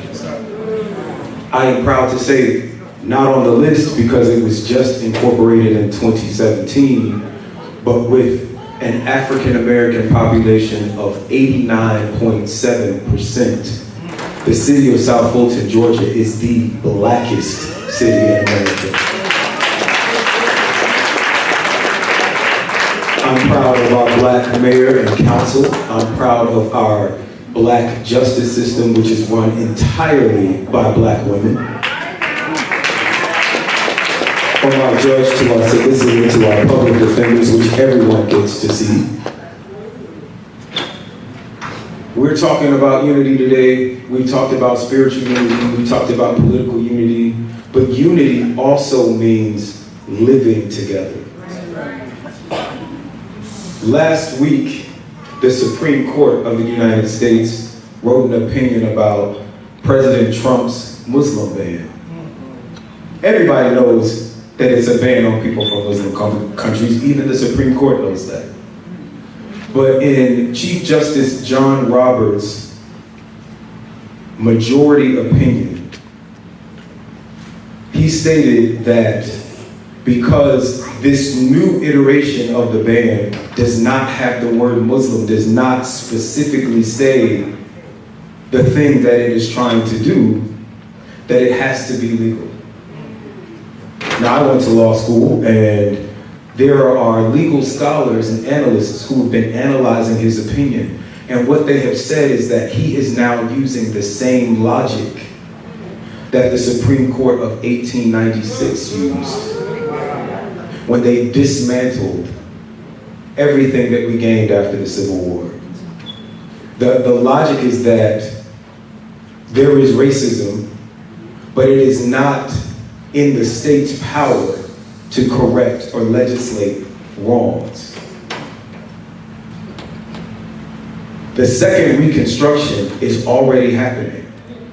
After we got unprecedented amounts, not unprecedented because we had it in 1896, but now that we have all of these, well, they're called black leaders, I do think that it's important that we learn to distinguish leading blacks from black leaders. But now that we have all of these so-called black leaders, all of these people in positions of power, now that we had a so-called first black president, there was a reaction. And now we have the president that we have. And last week, the one swing vote on the Supreme Court announced that he was retiring.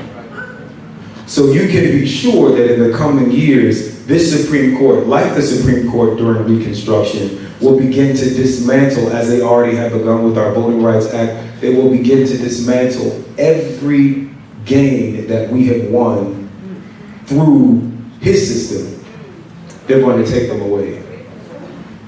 And my question is, where will you be when they come? Will you be in Buckhead? Will you be in Smyrna? Will you be in Douglasville? Or will you be in the blackest city in America, the city of South Fulton? I and other conscious people on council, we're not all awake, we're not all woke. We're working on waking our people up, and I really want you all to keep an eye on this city, help protect and defend this city that we've just created. You can find out more by speaking to me, or you can pull your phone out and text the word Fulton, Fulton, to 444-999. You can sign up. I have a video newsletter, and you can learn more about our city. Free the land.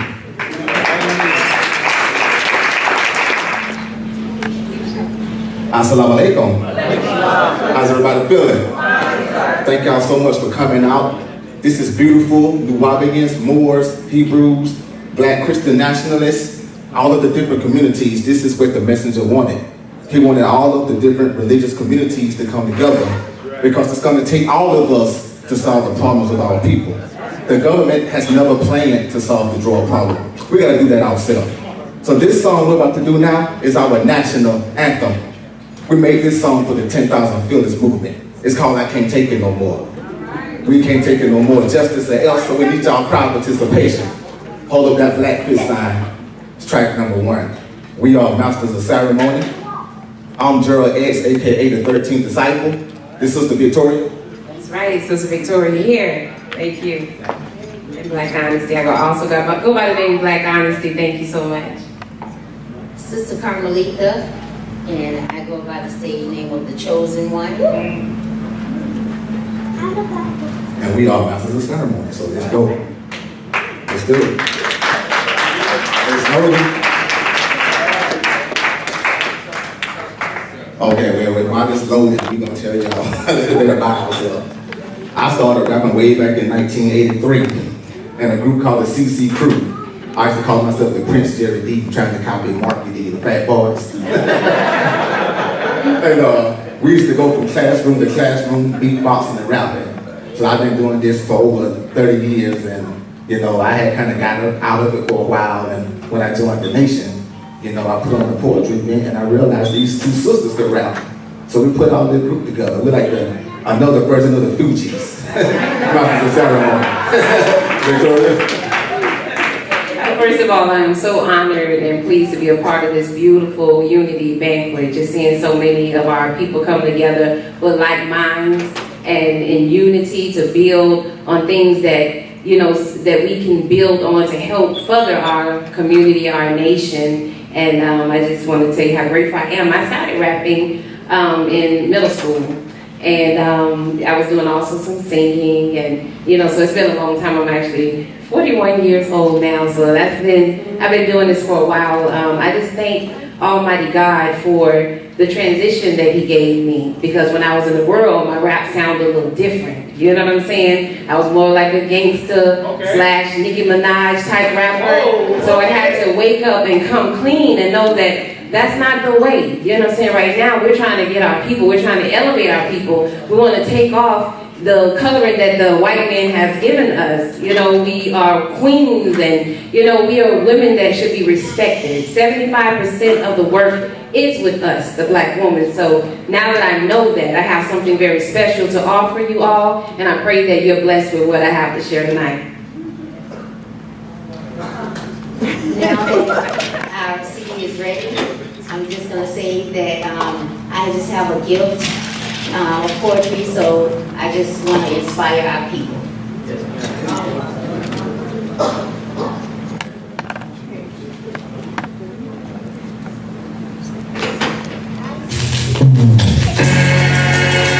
All right, y'all. This is our national anthem. I can't take it no more. No more injustice for black people. Come on. Justice or else, hey, hey. Justice or else, hey, hey. Justice or else, hey. Come on. Justice or else. You put that black power fist in the air. Justice or else. Justice or else. Justice or else. Justice or else. No justice for us. That's what it seems. I'm hearing black screams, but I'm having dreams. We got a lifestyle. We call it hustle and flow. Red and shot dead at his front door. Our people so divided. That's why nobody's feeling us. Racism and racism. That's why the cops killing us. We've been taught rejection. They're all rejecting us. We don't respect ourselves. They ain't respecting us. They say united we stand, then divided we fall. So let's unite in the hood so we can stand tall. Black on black violence and black on black crime. We need a murder by the cops, we call it one time. Time for a change within our own self. We all that we got, ain't got nobody else. So black people unite, or we gon' die divided. I got this word in my heart, I can't no longer hide it. 10,000 feelings, yeah, that's how we coming. F-O-I-M-T-G, we got the double running. Justice or else, hey, hey. Justice or else, come on. Justice or else. Come on, y'all. Justice or else. Hey, justice or else. Every time I look around, the black man is gunned down by a bloodthirsty clown. Crooked cop shooting pigs while he's cuffing on the ground. His hands are in the air, they don't care, they shoot him down. Look what that did to Mike Brown. Freddie Gray, Tamar Rice. The law that gotta pay the price. And that's just to name a few. Farrakhan told us what to do. We gotta save our youth and stop killing each other. You're my sister, he's my brother. Besides us, there is no other. Let's put peace back into our community. Stand between the guns and gangs, push unity. Don't look at this as if it's some wish list. We need to balance out for family business. So if you're with this, put up your black fist. Cause we can't take it no more. It's no more. Come on. Justice or else. Hey, justice or else. I can't take it no more. That's how long that my people screaming. Possessed by Satan demons, making evil perceiving. I broke my chains in pieces. Legions can't hold me down. Blowing up like helium, 10,000 fuels in town. Introduced to the God in the person of a rod. The sun, crescent stars, who we are. Made in his image and likeness, straight DNA of Allah. Resurrected the dead is what Elijah came to do. Go back and study your Bible because he's talking about you. Now when the real chosen people stand up, I will salute to the one showing nothing but love. Speaking truth so real, bringing tears to growing eyes. Looking devils in their faces, exposing them of their white lies. Every hood has a story to tell. Because a white man's heaven is a black man's hell. The fall of America going down right now. Don't take my word for it, look around. And when them same devils come knocking at your door, why let them in? If you keep screaming, I can take this no more. Justice or else, we can't take this no more. Justice or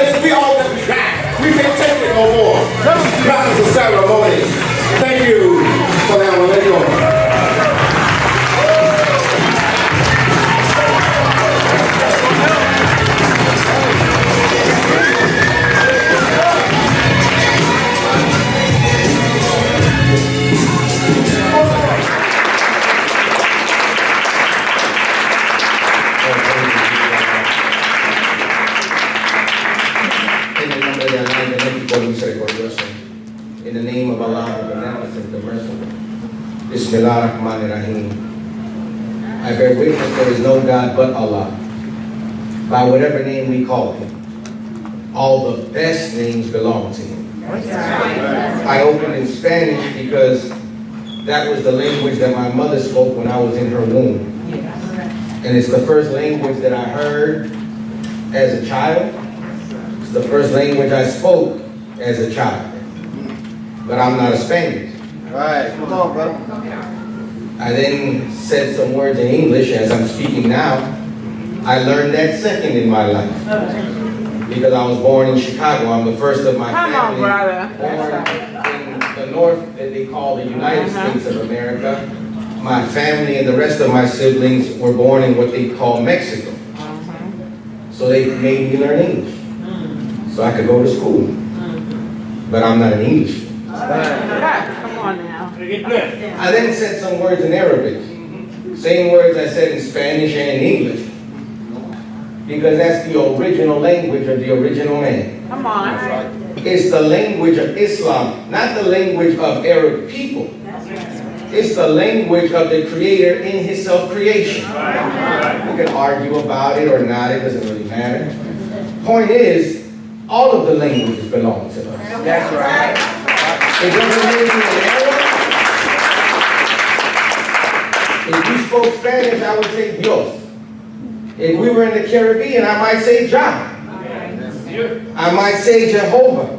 I might say Elohim. I might say some of these other names, but they're trying to express one idea. I'm a student of a black man from America. But I thought you were Mexican. Yes. Because you can be black and Mexican.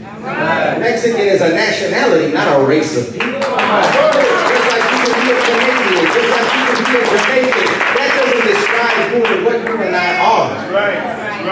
I'm a student of the Honorable Minister Louis Farrakhan because from the lips of that black man with parents from the Caribbean, his message from a black man in America, the Honorable Elijah Muhammad, affected a change in me as a Mexican, my brother's father and his family as a Puerto Rican. Our people from Central America, from whether it's El Salvador, Guatemala, Costa Rica, Cuba, Puerto Rico, Venezuela, we're one people.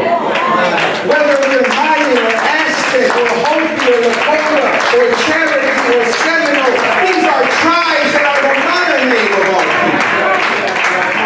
people. Before there was a Mexico, I and my people am.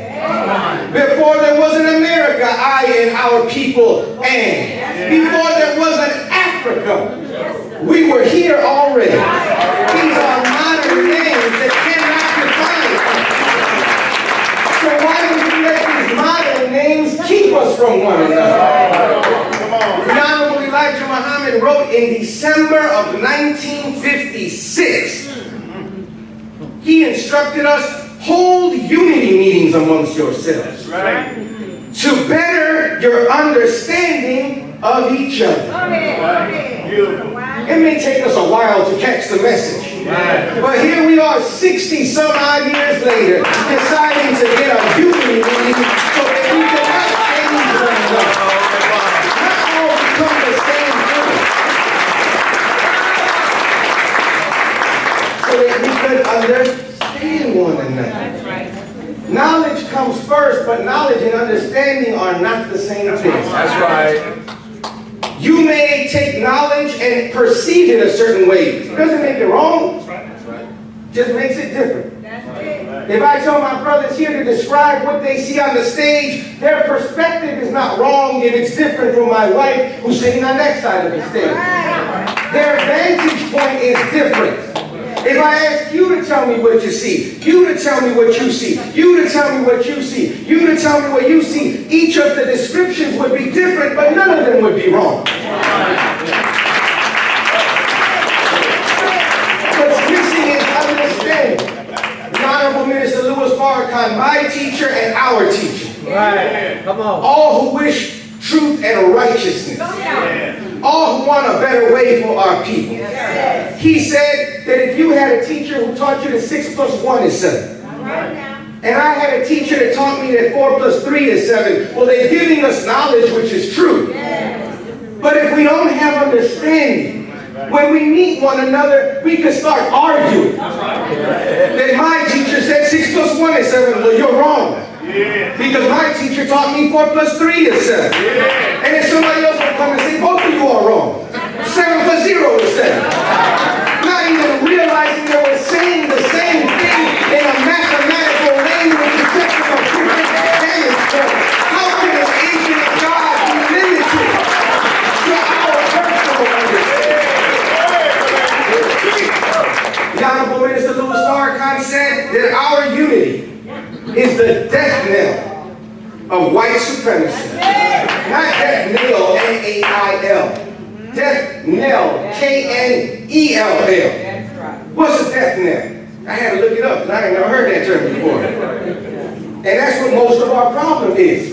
We hear things and we assume we know what it means. The average person only speaks 400 words considered well. Think about that. And how many words do we use in a day? Death knell is the tolling of a bell to mark someone's death. It's used to refer to the imminent destruction or failure of something. Our unity is the death knell of white supremacy. Our unity means it is the end of their power to rule. Just us coming together is ringing an alarm to let the enemy know outside over our lives. So what are we doing? The only thing left for them to do is divide us from one another. They hate to see the brothers in uniform looking like they're together. They hate to see the sisters in uniform looking like they're together. They know they can't stop it, so the only thing they can do then is stop us who are organizing from uniting with one another. So their attempt then is to make you think that your understanding is better than somebody else's. It's the mind of Satan. The mind of Satan that says, I'm better than them. Because it's not the mind of service. The mind of service says, if you know better, teach somebody to do better. The uncivilized is not responsible for their activity. Those who claim to know better must accept responsibility for those who don't know better. So if we see a people in the world going to hell, then all we can do is point at them. As our beautiful young brother said, I have 2 millennials. A 21-year-old son and a 16-year-old daughter. Both of them black citizens. Both of them with the knowledge of themselves. And they're not confused. Why are we confused as adults? You look at babies in a cage, and some with the Negro mind, with the mind of their enemy, will look and say, immigration is not a black issue. Really? Is that what you're going to say to your brother from Haiti? Is that what you're going to say to your sister from the Dominican Republic? Or your black brother from Cuba and Mexico? Do you know that Mexico is a black nation? Cuba is a black nation? Puerto Rico is a black nation? Venezuela is a black nation? Why do you think they put it on the Muslim ban list? Not because they're saying Alhamdulillah, because in their actions is a seed of brotherhood based on truth and the nature of the people. That's right. During the 300 years that the colonial period of slavery in Mexico, there were more black people than Europeans in Mexico. What happened to all those black people? Good question. That's a great question. Yeah. Because from the 1500s to the 1800s, in 1829, the black president, you didn't hear me, the black president of Mexico, Vicente Guerrero, he had a Spaniard name, but he wasn't a Spaniard. He was born from black indigenous roots from Africa and the Americas. He abolished slavery in 1829. You and your ancestors were still considered 3/5 of a human being here at that time. That's right. They made it illegal that if a black man or woman got into Mexican territory, you were free. And they would not extradite you back to the slave master. You know why? Because Mexicans had witnessed firsthand how you were treated by the enemy. And they were willing to fight and die for your protection. How can you never do something? The state of Texas, which is northern Mexico. The state of Texas, which is northern Mexico. I'm going to say it one more time. The state of Texas, which is northern Mexico. It was lost because Mexico would not give you back as a slave. They took Phoenix, they took Arizona, they took Colorado, they took California because of the black man and woman. And because of the love and protection of Mexico for you. But why would Mexico care for you like that? They cared for you like that because you are part of the Mexican community. Everywhere in Mexico, there's the presence of a black grandmother someplace who mixed in with the indigenous people who lived there. And they didn't take on any more an African identity, but they didn't have an indigenous identity anymore either. So they morphed into this Mexican identity. Then 100 years later, after the Mexican Revolution in the 1940s, in Mexico came up this idea which they called mestizaje, which means mixture. And what they were doing was coming up with the idea that these people in Mexico aren't really indigenous or African. But they wanted them to take an identity as a new cosmic people. But not an ancient cosmic people. A new cosmic people whose origin was in their interaction with the Europeans who came across the ocean.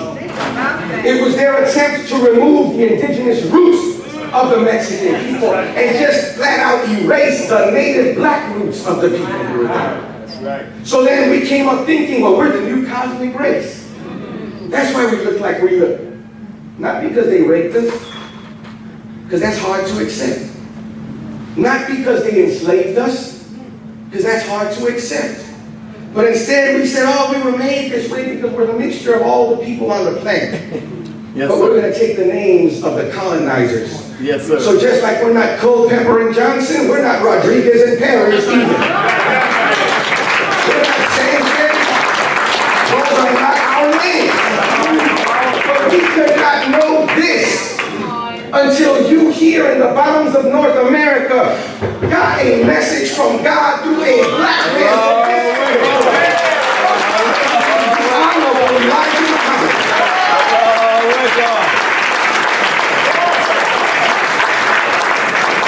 A black man who looked Asian. Right? That's right. He taught you to love black. That's right. When black used to be an insult, now you love to be black. But he loved Mexico. Did you know that? The father of black talk and black theology, Elijah Muhammad, raised part of his family in Mexico. Wow!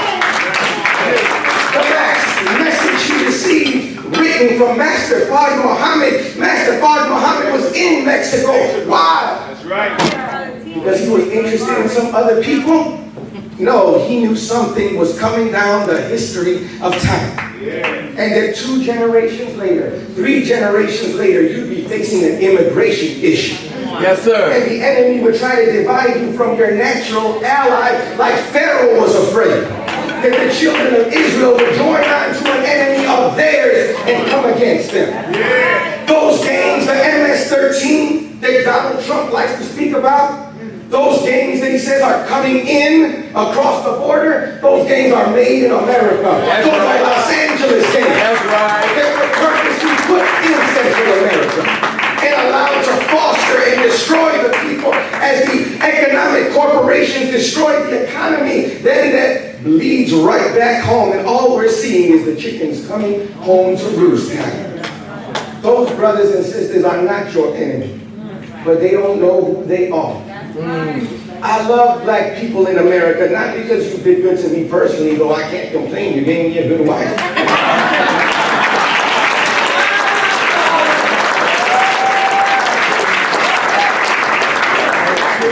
I love you because God loves you. That's right. John Elijah Muhammad said that we believe in the resurrection of the dead. Not in physical resurrection. We didn't go into no graveyard. We got the graveyard right down here on the road of College Park, Georgia. We got them in the streets of Atlanta. We got them in the streets, The Walking Dead. And you got them in Mexico. You got them in East LA.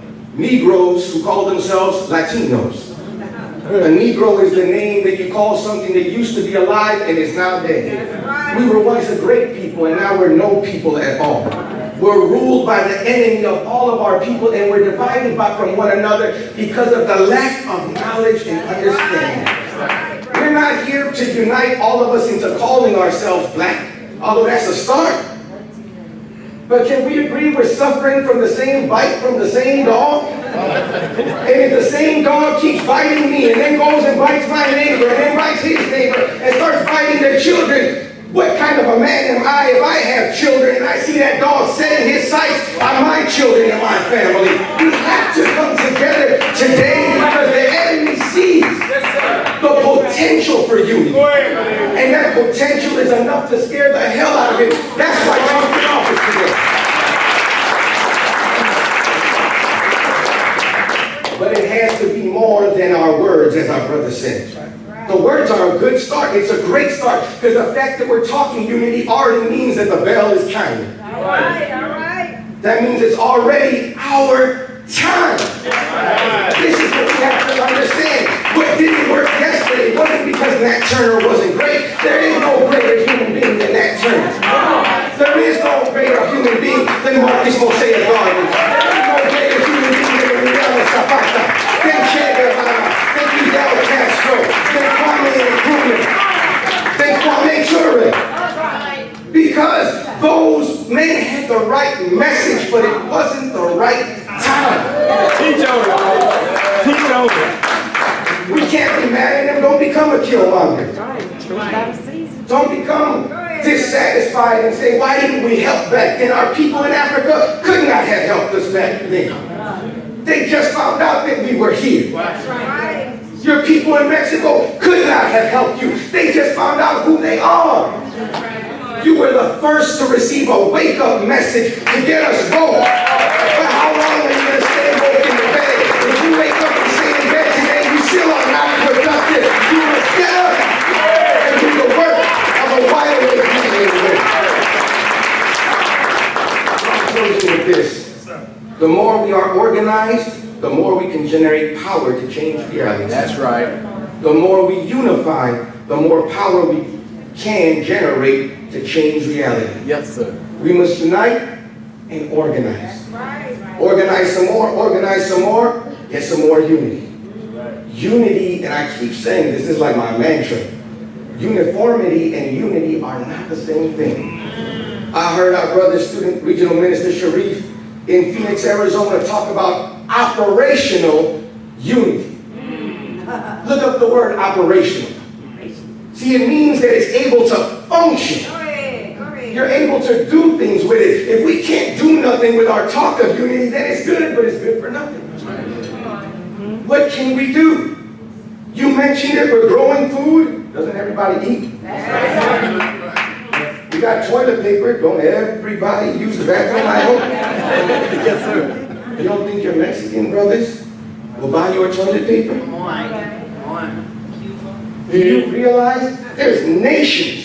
You don't have to go outside the country. You don't think the Seminoles will want to buy your toilet paper? That's right. You don't think those on the reservation will take your toiletries instead of that of the Wachisi and the enemy of our people? They will if they see you in unity. When we were in Standing Rock, everywhere we went, the brothers, the native brothers, your brothers, where are our black brothers and sisters? Why would they look for you? You ever think about it? You're seen as the hope of all of our people. It was when a black man rose in America that the black man rose in Africa. The black man rose in the Caribbean. The black man rose in Central and South America. And we started calling ourselves black people. So finally now, there's Afro-descendants in Mexico being recognized. Not that we haven't been there, but the knowledge had not risen to the level where we could understand who we are. We're here today because this is God's plan. That's right. And we're on time.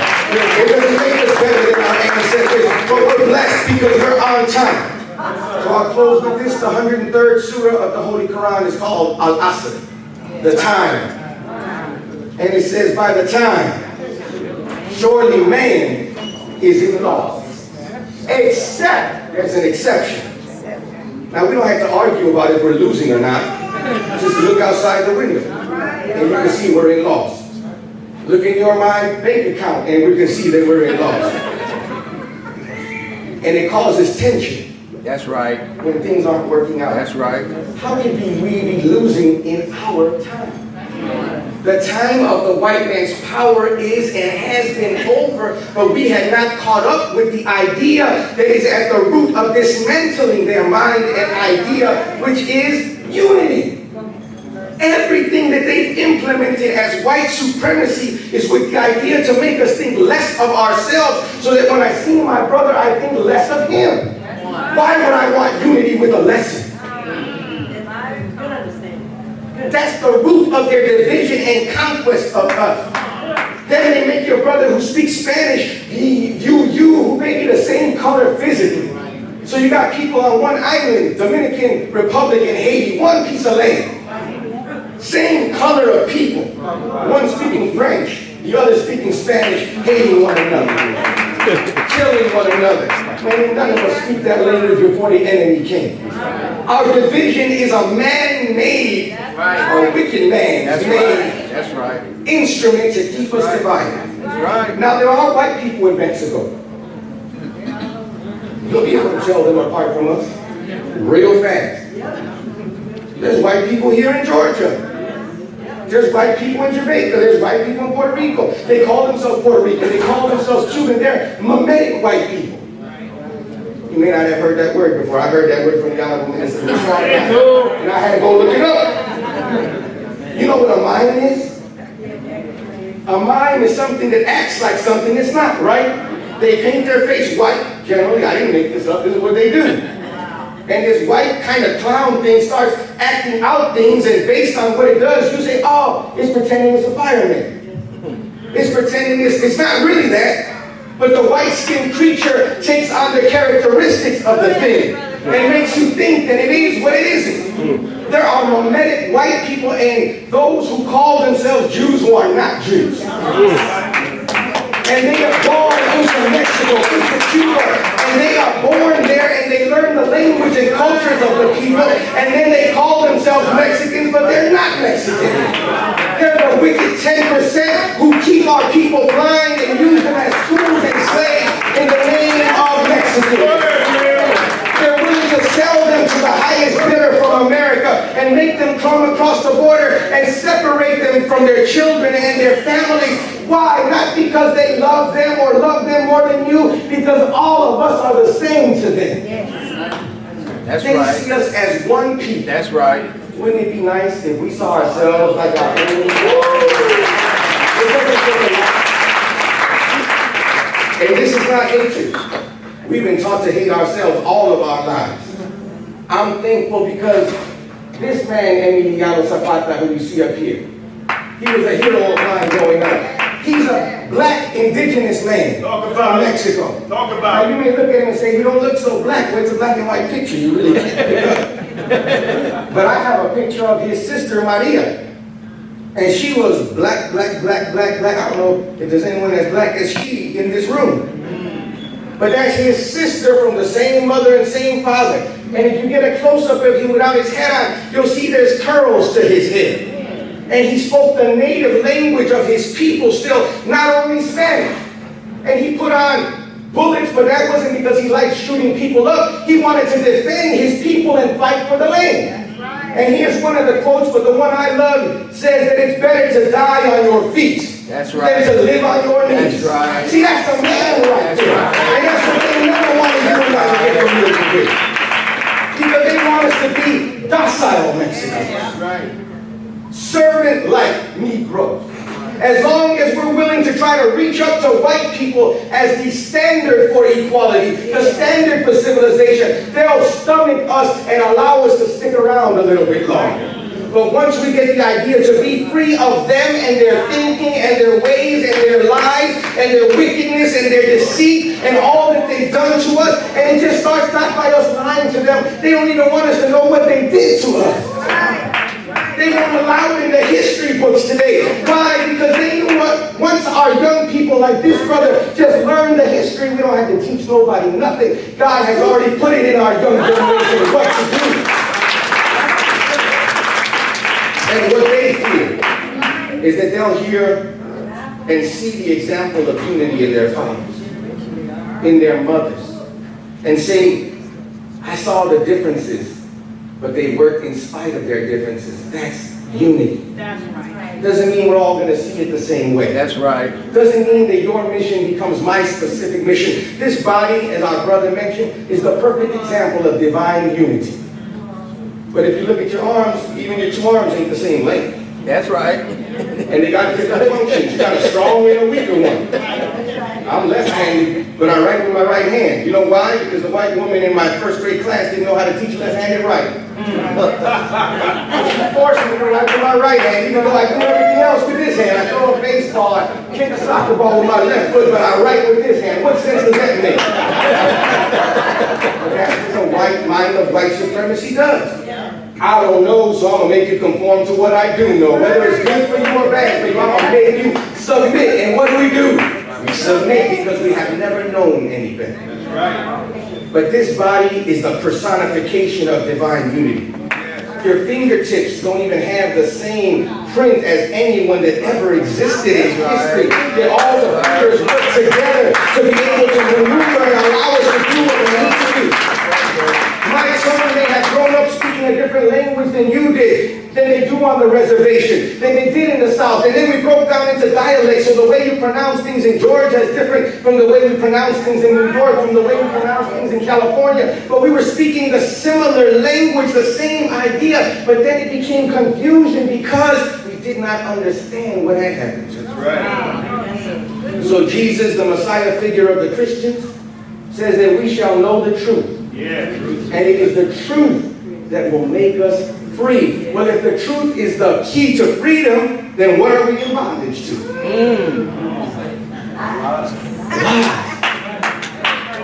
What and who are we? We've defined ourselves by things that are less than us. I'm a Mexican. And when you hear it, depending on your experience, you have a perception of what that means. And as I say it, I have a perception of what that means. And as others hear it based on their rearing, they have a perception of what they think that means. So if I say Farrakhan, you got an idea. If I say Elijah Muhammad, you got an idea. It doesn't make any of us wrong. I remember when I used to think that Farrakhan was a racist. Yes, sir. In grammar school. I can't even tell you why I thought that. I had never heard the man a day in my life until I listened to a Public Enemy album. But I had heard his name on a news report that said that Farrakhan was like a black KKK. I never heard him for myself, but I heard them talk about him.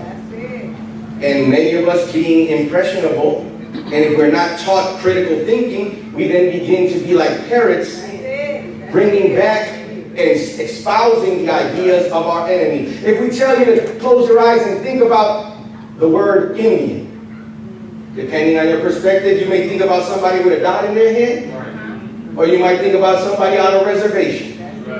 You might think about somebody with feathers in their head. Now that's not the only type of Indians they are, but that's our limited understanding. If I say the word Jesus, depending on how we were reared, there's probably some rock star looking dude with blonde hair and blue eyes that comes up in our mind. Hopefully not.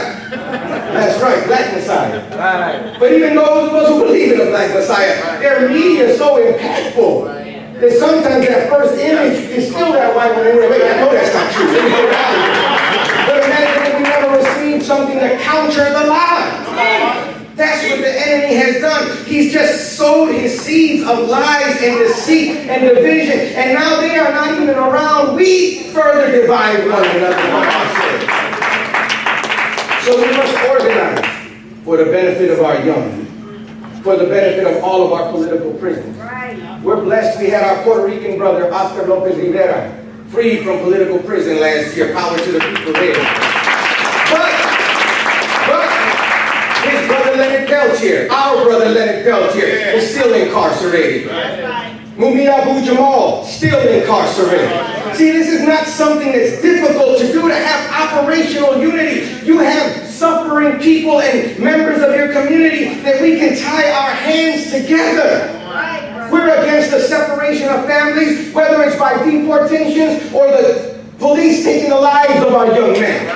Those are still separated families. We're against the separation of families, whether it's ICE or the gun in the hand of one young black man taking the life of another young black man, or brown man, or red man. We're against all of those things. That's right. But how are we going to change it? We change it by first getting the idea to our people. But you know what teaches better than words? Action. That's right. None of us learn to speak language by reading a book. We grew up listening and imitating what we saw and what we heard. So if you're unhappy with the generation that you see out there, and we stay where the adults who know better, then we can't condemn them without condemning ourselves. That's right. That's right. If we know better, it's up to us to show and prove what is better. These brothers and sisters want better. They're born for better. They're born for the Messiah. They're born for unity. They're born to never be conquered again, but then following sanctified adults into heaven. Or the example of men and women who are afraid of the enemy. God made them fearless by nature. And if we gave birth to that generation, what are we? How are we going to condemn what God blessed to come through our wombs? This is the generation of the Million Man March. I'm going to say that again. I was one of those 2 million men almost on the mall October the 16th, 1995, and I wasn't the only Mexican there. I wasn't the only so-called Latino there. You don't even know that God has chosen you to be the head of leadership. But what does that mean when God chooses you? It's not like you won some pageant and you get to wear a sash and say, I'm the chosen. When God chooses you, you are given a duty and a responsibility. And if God chooses you, He chooses you to accept the responsibility. All of us come from the original man and woman and are part of the original man. That's right. We believe in the resurrection of the dead, not physical resurrection, but mental resurrection. And we believe that that resurrection is to happen here first, because there was no one in more need than the so-called Negro in America. Now, those are all terms that have really degrees to them. If I say first, then it insinuates that there's more than one. So the resurrection begins here first, but not only. And if you're most in need, that's a gradient scale.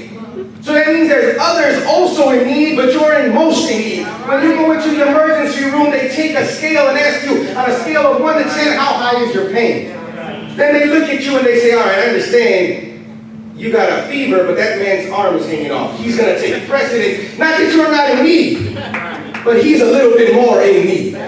Here's a people that were robbed of the knowledge of God, the knowledge of themselves. And we as Mexicans have been robbed of that too, but we still have some of our land that they didn't take it all.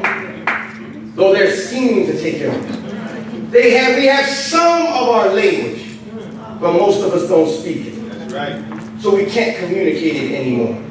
But all of it was taken from you. All of it. And your Mexican brother doesn't know what happened to you because they don't even know what happened to themselves. You were the first to know and have the light of truth shown to you on who the enemy of all of our people is. I know that can be weighty. I know it can be weighty. But God never puts on a people a burden harder or more heavy than what they can bear. You were made for this mission. You are being made into a perfect where Mexicans can find justice with you. Puerto Ricans can find justice from you because you've been the worst recipients of injustice in the annals of history. And I'll leave you with these words that I received from the Honorable Minister Louis Farrakhan. He said that one day this land, the Honorable Elijah Muhammad told him, the land's taken from the Mexican people over you because they wanted their slaves back. That's all it was about. They made Mexico give up Texas because they wouldn't give you one. If Mexico still had Texas all the way to California, they'd be the second largest petroleum producing nation in the world. Did you know that? They took it all from us, the natural resources, because there's no resource greater than the man and woman made in the image and likeness of God. And we knew our root from one another because we had Olmec heads that we had been hiding in Mexico from the Europeans. So when we saw you taking not the Underground Railroad north, but the Underground Railroad south to Mexico because it was a shorter journey, you found hospitality. You found brotherhood, you found sisterhood, you married into our tribes and families because we've always been united as a people. This was not strange or foreign or something we had to learn. This is something we always had, but we've lost it today because we've lost the knowledge of God in the world. So all of this land, he said, from the Honorable Elijah Muhammad, that was taken will be given back to Mexico. And the land that is left would be split and given to the black man and woman of America and the native people that are left. How foolish would we be to then fight with one another when we've gotten everything we need? All that's missing is unity. All that's missing is the idea of unity, and if we act on that, of course there's people who are against the idea of unity because they carry the mind of the enemy who's against the idea of unity. How do you combat it? Accept your own. That's right. And be yourself. That's right. I have to teach our people who don't agree. We have to cajole them, the Honorable Elijah Muhammad said. We have to urge them, and by whatever means necessary, convince them that unity is best. What does that mean? That means our impulse is not going to be to go beat up our people. Not right now. Come on. We've been beaten all our lives by this enemy. That's not the way we're going to win our people. We win them because they're naturally looking for a better way. That's right. We show them and be a better way. That's right. We don't have to teach them about unity if we're doing united work together. If we're feeding the homeless, if we're raising crops and giving food to people who need food, we don't got to talk about unity. They're looking at unity. That's why Marcus Mosiah Garvey was affected. That's why the Honorable Elijah Muhammad has been affected. That's why the Nation of Islam is affected. That's why you're affected. That's why any of us who are affected is affected because we give our people not words but a picture to look at of what unity is. And if we could do that, not just today, not wait till next month, not wait till a big meeting in your life, like you said, brother. What can I do tonight before I get home to work towards the unity of our people? Well, it starts with self-improvement. That's right. Because I can't live in a community that's better than me lest I be the weak link in the community. Yes, so we all have to start improving ourselves for the betterment of ourselves, that I can be a better husband to my wife. That's right. And if I put my attention there, guess what? I'm going to have a happier wife. Right. And if I have a happier wife, guess what? She's going to be a better mother to her children. Yeah. And if she's a better mother to her children, our children are going to grow up happier, looking at a happy mom and a happy dad who cooks from food that she picks out of the garden in our yard. And they see her with a father who cares and is not afraid to go out and challenge the forces that will destroy the babies so that mom and the children could be home safe. See, we never experienced that. And we need that, and we have it. All that's missing is for us. I don't want to say be like Nike because they don't deserve our support. But just do it. This is our time. If we're afraid, it's not because of the time, it's because they were stuck out of time. Yes. This is the time of our unity. That's right. Black man of Mexico, black man of Puerto Rico, black man of Cuba. What unites us is not our blackness of color, or the language we speak, or the texture of our hair. Yes. It's that we come from the one essence from which all life comes. Beautiful. In the beginning, God, out of the triple darkness of space, we're taught, first formed a red sun, a ball of fire of light. And from that, everything else in creation gets its color, gets life. You get universe from that. Well, here we are back together at the end again. That's right. the black and the so-called red. Not red that's our color, but red in that we are that which comes naturally from the black man and woman. Yes. You don't have to go graft Indians and Mexicans. Right. We were here before the process of grafting and the making of Caucasian people. We've been here with you from the beginning. That's right. And we are bone of each other's bone, flesh of each other's flesh. The only thing that's left for us to do is get up and stop talking about it, but get up and do the work of duty. Up, you mighty nation. You can and will accomplish whatsoever we will. I thank you as I greet you in peace. Assalamu alaikum.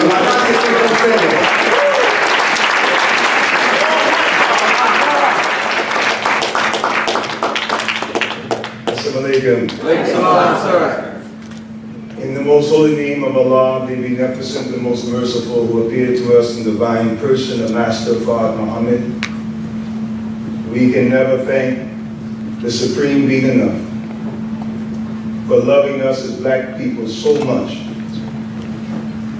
We are the only people that have been blessed with the divine presence of the first perfect God that ever existed in our universe. And He chose black people to be His chosen people. And He our God. You are chosen by Allah, the Supreme Being. And we thank Him for raising up the most honorable Elijah Muhammad, a Georgia-born black man, who is one that brings all of these diverse minds into oneness through His perfect helper. That's right. That's right. The Honorable Minister Louis Farrakhan, the most honorable Elijah Muhammad, said about him, he said, brother, you are more valuable to me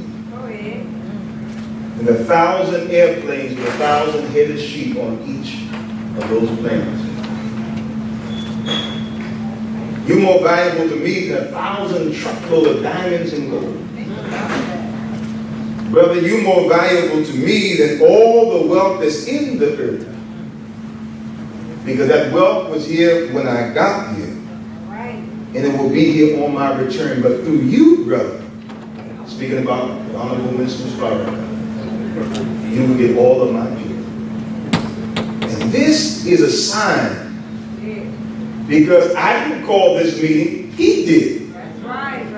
Because if He did not love you, our Nuwabian brothers and sisters, He would not have inspired us as His followers to bring you here.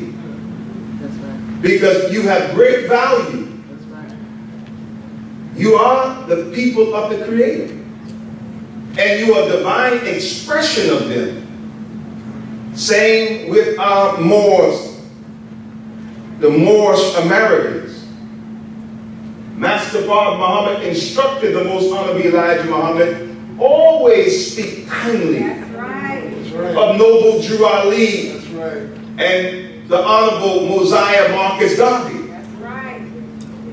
Why did he say that? Because he saw value in them, because they have something that we need as a people. All right. The Nuwabians have something we need as a people. Yes. The Moors are a beautiful community. Yes. But they are a different expression from us, and the enemy wants us to think that we are all different because we have a different language. We have a different expression. Lord knows my wife, she expressed herself differently from me, and sometimes I think that her different expression means opposition. That was me in my immature state. But her different expression really represents my own evolution.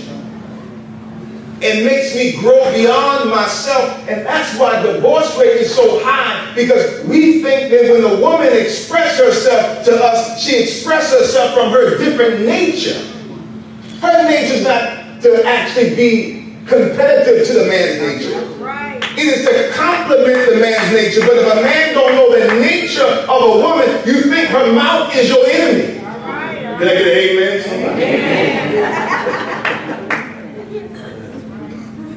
Same with the woman. And we we can learn something from the spiritual communities, that if we all understand there's a common denominator in all of these different groups, the Hebrews, beautiful. Brother Yosef, where's brother? He had to leave. He just left. Beautiful human being. Our Panther Party, beautiful expression, fearless community. The Shrine of the Black Madonna, beautiful. All of these Pan-Africanists who actually are revolutionaries, they come from the militant mind of God. And I want to just say to you that I thank you all for coming. But like Brother Student Minister Abel said, I'm not really in the spirit just to talk anymore. I love you. And all of us know that our own individual communities can't do it alone. Our brothers over here, you can't do it by yourself. That's why you come to the table with us. The Moors can't do it by themselves. And we all try to do it by ourselves. We all try to get everyone to join our organization. See, conversion is vanity. But the Honorable Minister Louis Farrakhan never tried to convert us. He wanted you to stay where you are, but see the beauty in the Nation of Islam. See the beauty in the Nuwaubian community. See the beauty in South Muhammad community. See the beauty in our Mexican brothers and sisters. My wife is from Mexico too.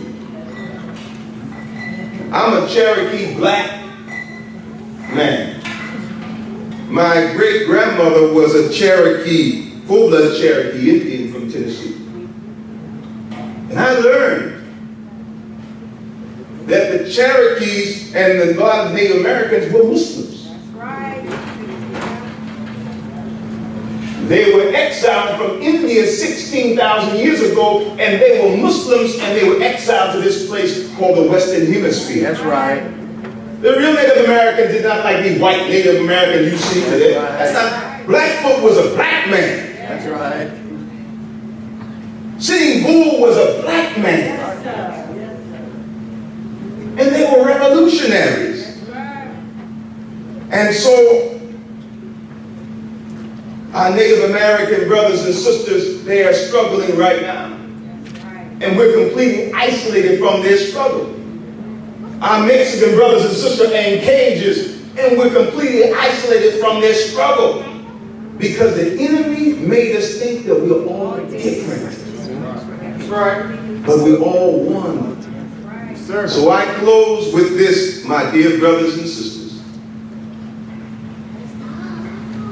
I get my wife roses all the time because you're a good man. You will always come home with something. That's right. Am I right or wrong? That's right. A man that's gone all day and comes home with nothing, it makes the woman think and suspect, have you been thinking about me?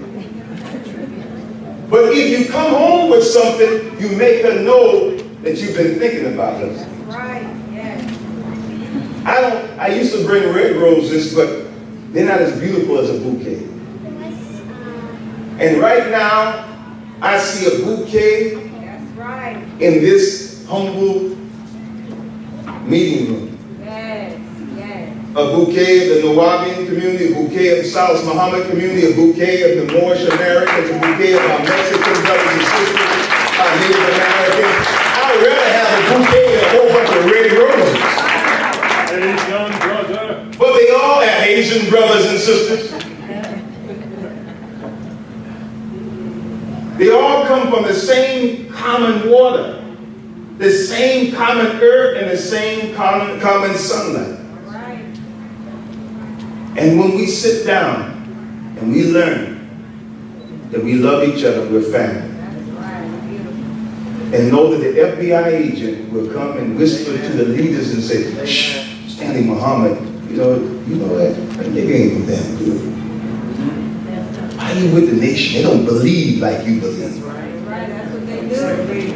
You have a different mindset. Now, if you let that stop you from staying together with us at this table.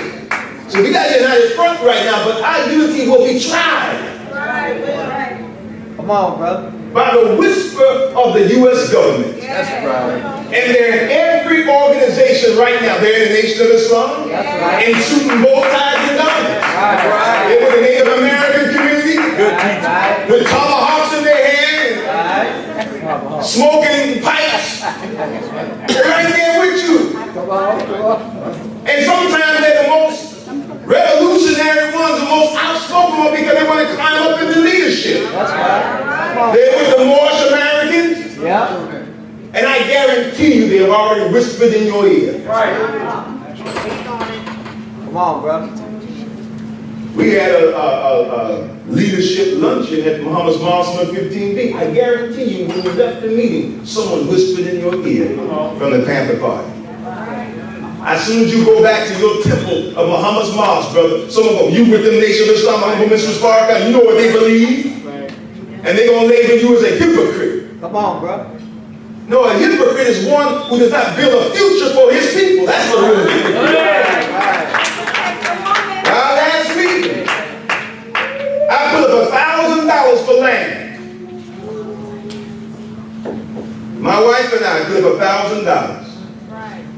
And Brother Yoshef, the Hebrews, put up $500. That's the action.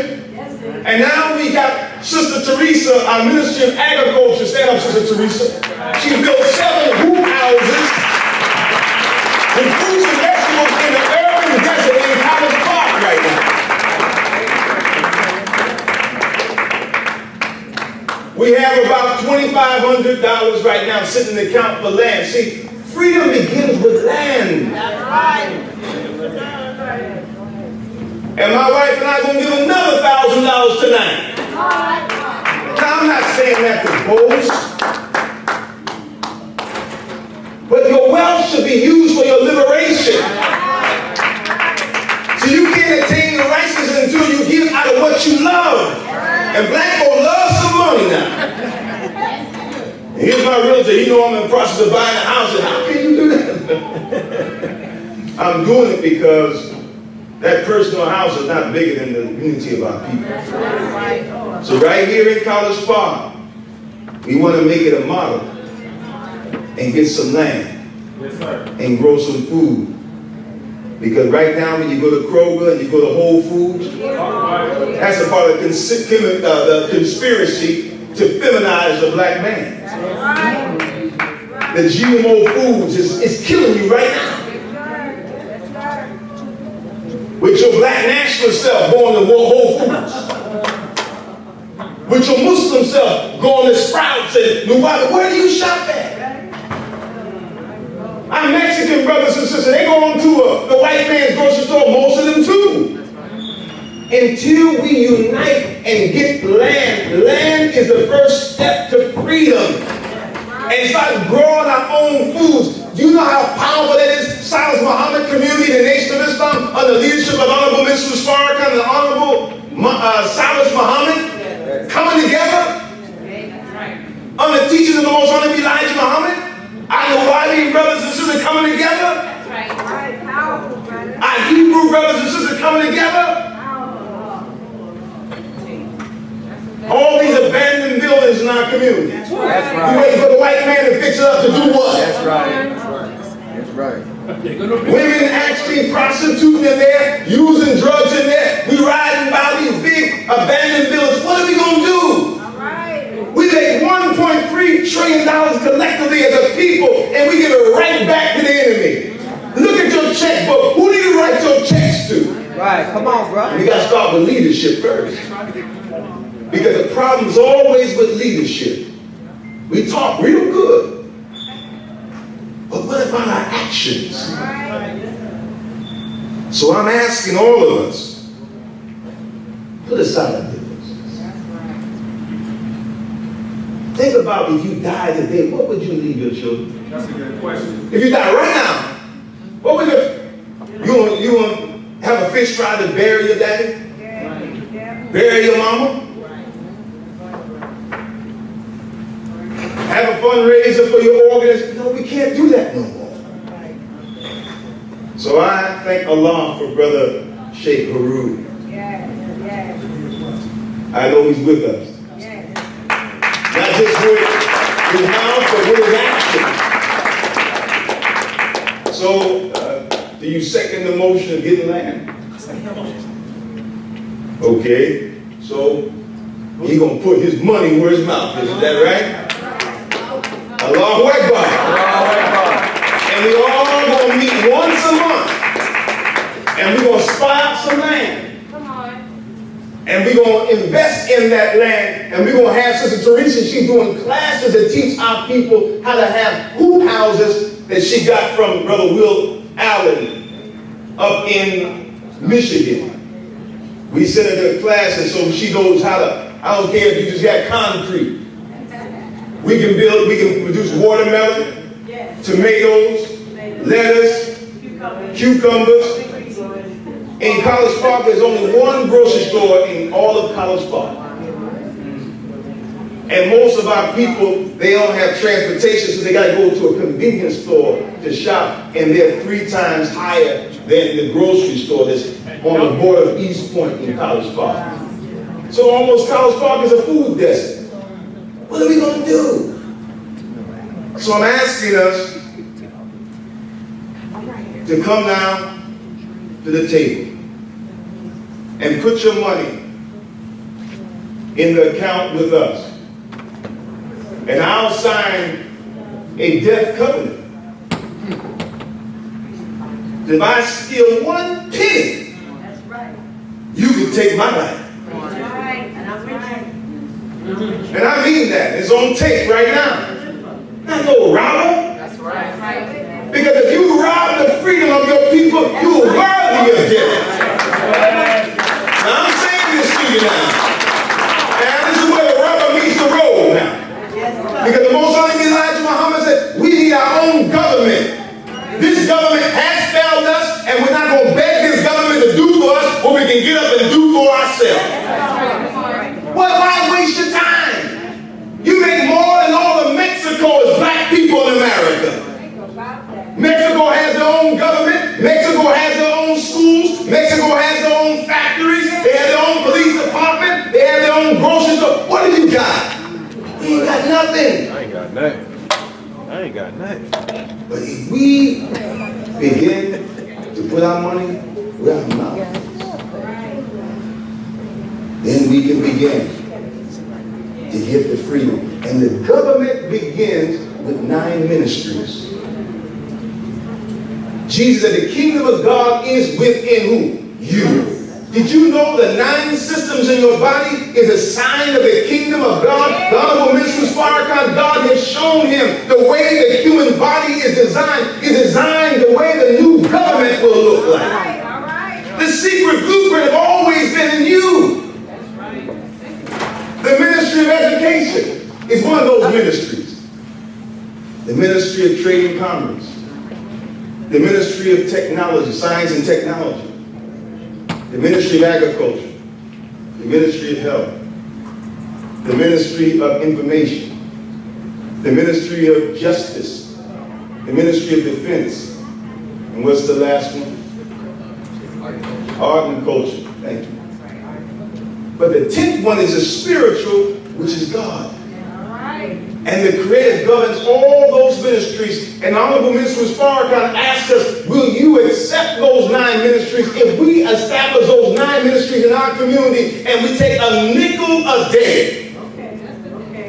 Listen to this, that's pain. Now, who can afford a nickel a day? Raise your hand. That's only $18 and what, 20 cents a year. If we got 16 million workers doing that, that's $291 million in 1 year. That's painless, isn't it?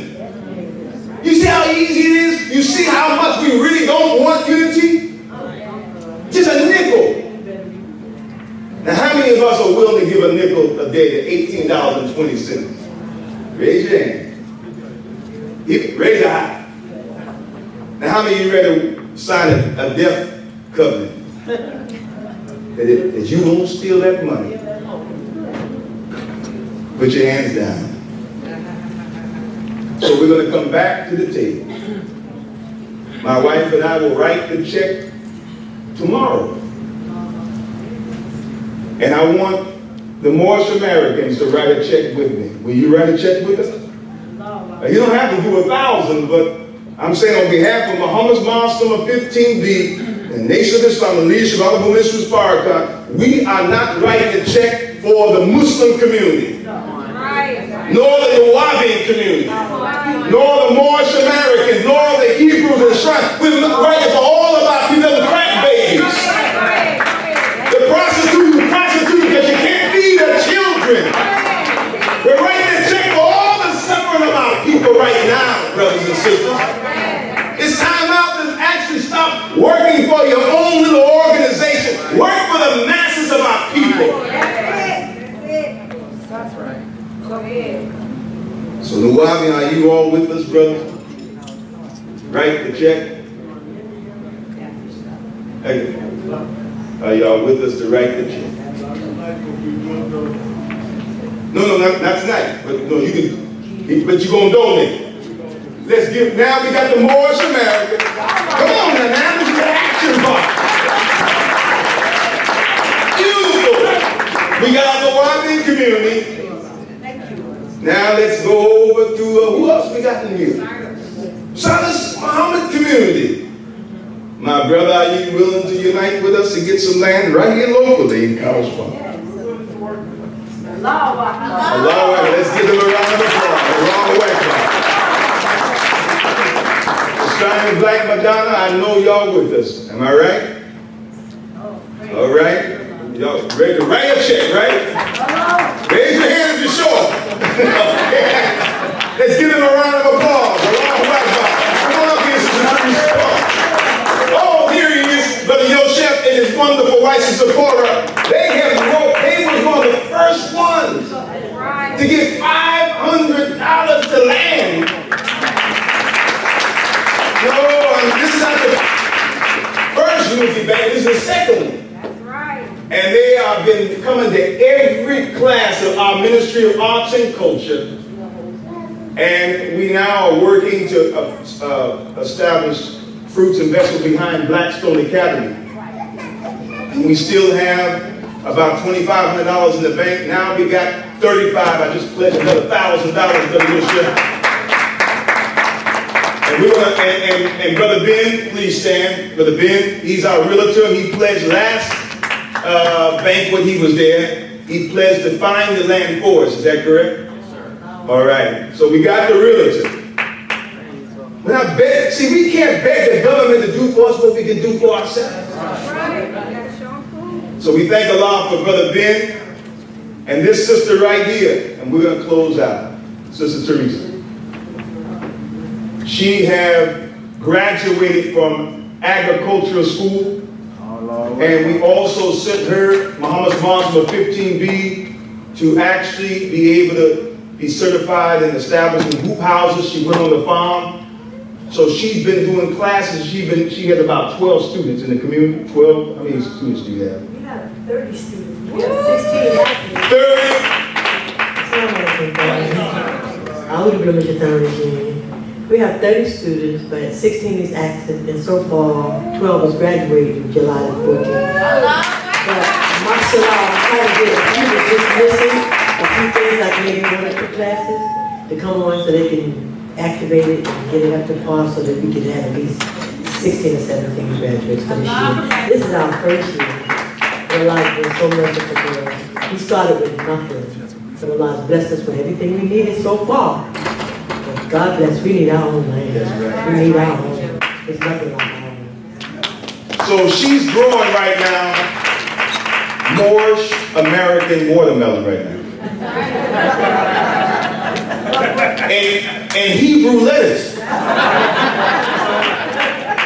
And Mexican tomatoes.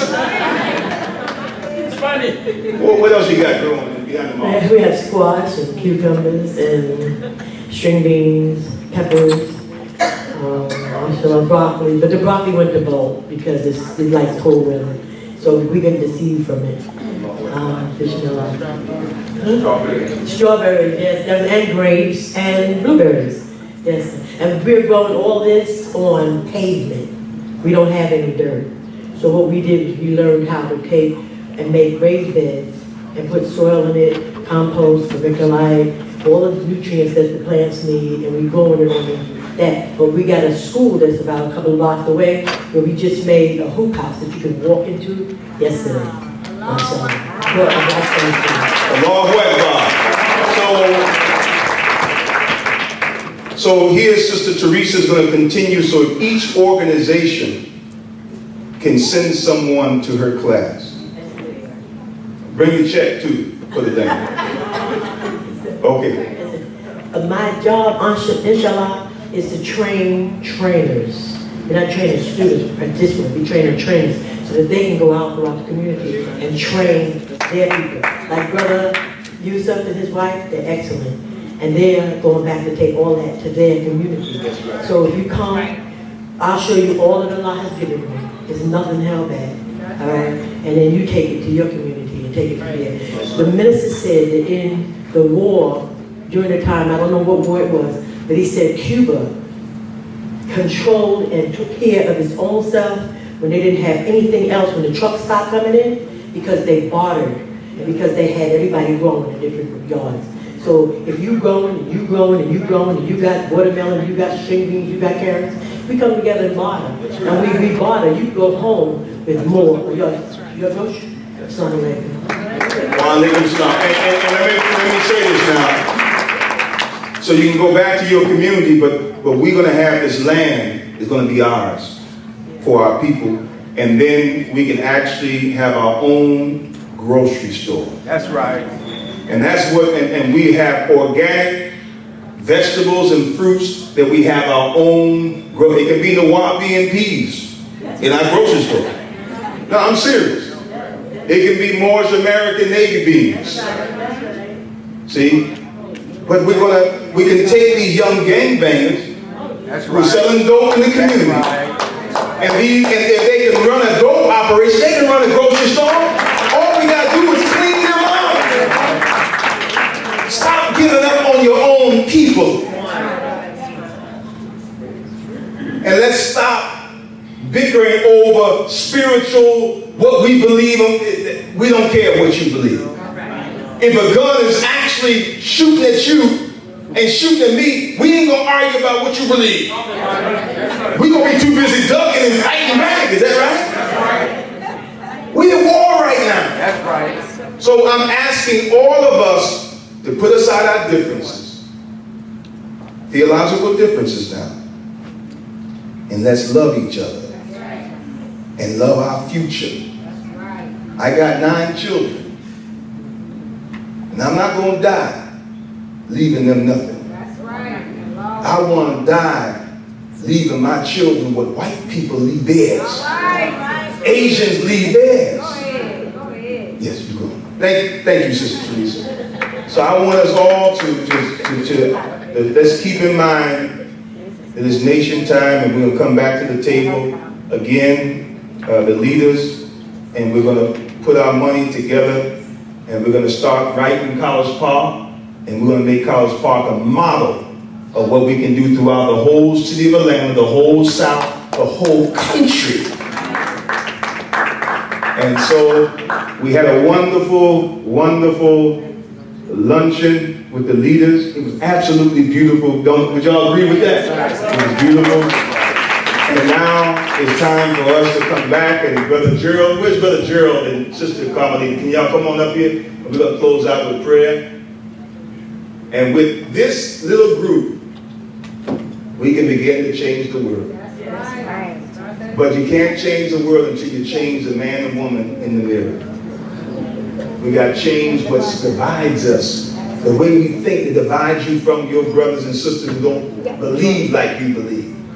We don't worship like you worship. We all from the same essence, which is the Creator. The vision came from these 2 wonderful human beings. Come on, please. The first unity banquet and the second one came from these great visionaries, Brother Gerald X and Sister Carmelita X, two wonderful members of the Nation of Islam and the leadership of Honorable Minister Farrakhan of Muhammad's Mosque 15B. Let's give them a round of applause. Allahu Akbar. Allahu Akbar. Allahu Akbar.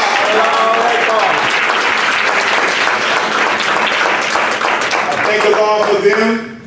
I thank Allah for my wonderful wife. Come on up here, baby Ruth. That's my baby Ruth. I'm her Boaz. Come on up here. And we're not going to build no nation without marriage. And I thank Allah for Brother Peru and Sister Tina being an example in the Moorish America. When we met them, they were planning on getting married.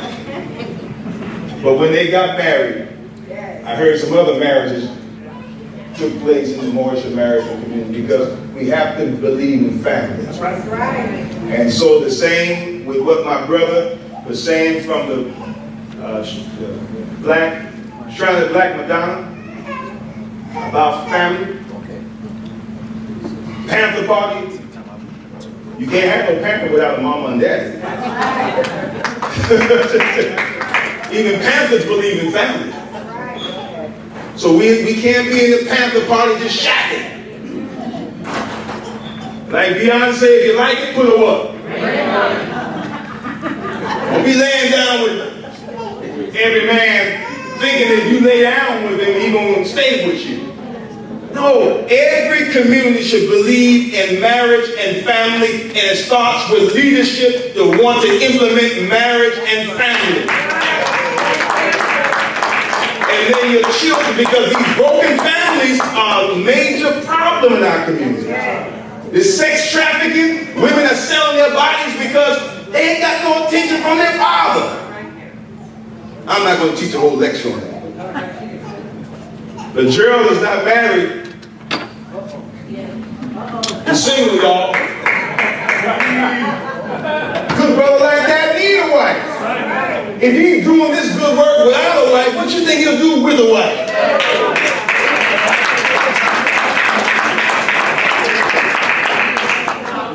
And Sister Carmelita, she's single too. She needs a good husband. They can't be in 15B just being single. He got an S on his chest that don't stand for Superman, means single and suffering. He needs some beating suit. He needs some whole wheat toast with some butter on it. But a man working like that can't have no woman always running her mouth, breaking his spirit. You gotta have the right woman. This kind of man, he deserves a good wife. And this sister deserves a good husband. And we're gonna make sure that they actually establish a strong family rooted in God. I've been married to my wife for 28 years. I met her on my 18th birth anniversary. And she is my favorite candy bar was the Baby Ruth. I didn't know why, now I know. And I'm gonna tell you something. You ain't happy until you find a good woman, brothers, that loves you. The brothers, they'll set you up and they'll cuss you out, they'll betray you. But when you can go home to some real love, that you ain't got to worry about them betraying you and setting you up. That's when I go home to my wife. When I got locked up 5 times for selling the final call newspaper and fighting the police. And I'm going to close with it. Fighting the police. Police drawing guns on me. My wife jumped out the van. My daughter's watched. She stood in front of the police officer in College Park. He had a gun drawn on me. You better not shoot my husband. You pay my bills.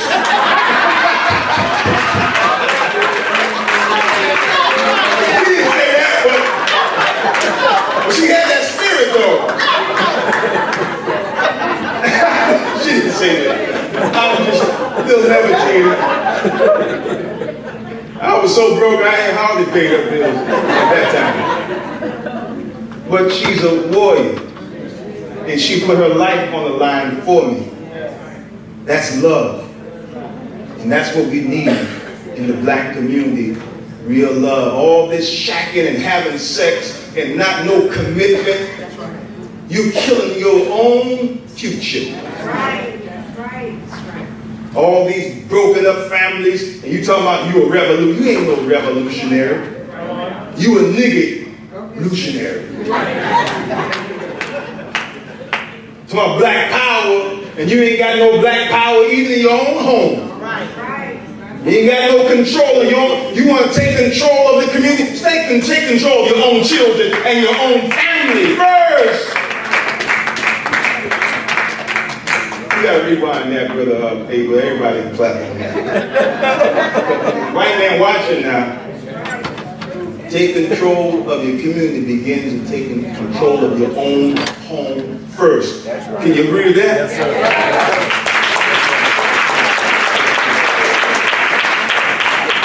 So we thank God for each and every one of you, and I want you all to know the Honorable Minister Farrakhan has an album called Let's Change the World.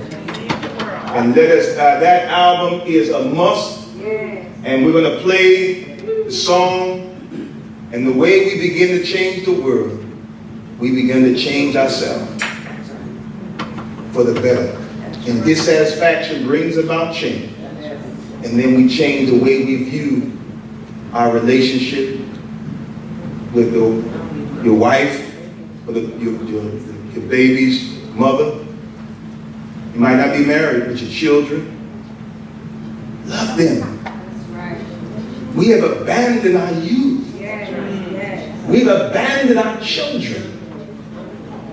And then, once they see the light of God in your marriage and your family, they're going to say, wow, they got something. My wife and I was walking to Starbucks, just happy, going to get a cup of coffee. The sister was on the phone, and she was backing up. And she stopped, she screamed, oh my God, I see the most beautiful couple. And she asked, are you all married? Absolutely. You all are so beautiful. No, this is, she was serious. What did she see? What were we thinking at that time? She saw love. Real love. And when you love, you'll stop your people in their tracks. And they will want that what they see. And when they see us loving each other and putting aside our religious differences, we'll stop the whole world. What's going on down there in Atlanta, Georgia, and College Park? They loving each other, they put aside their differences. That's what it's about. So I'm going to try this love.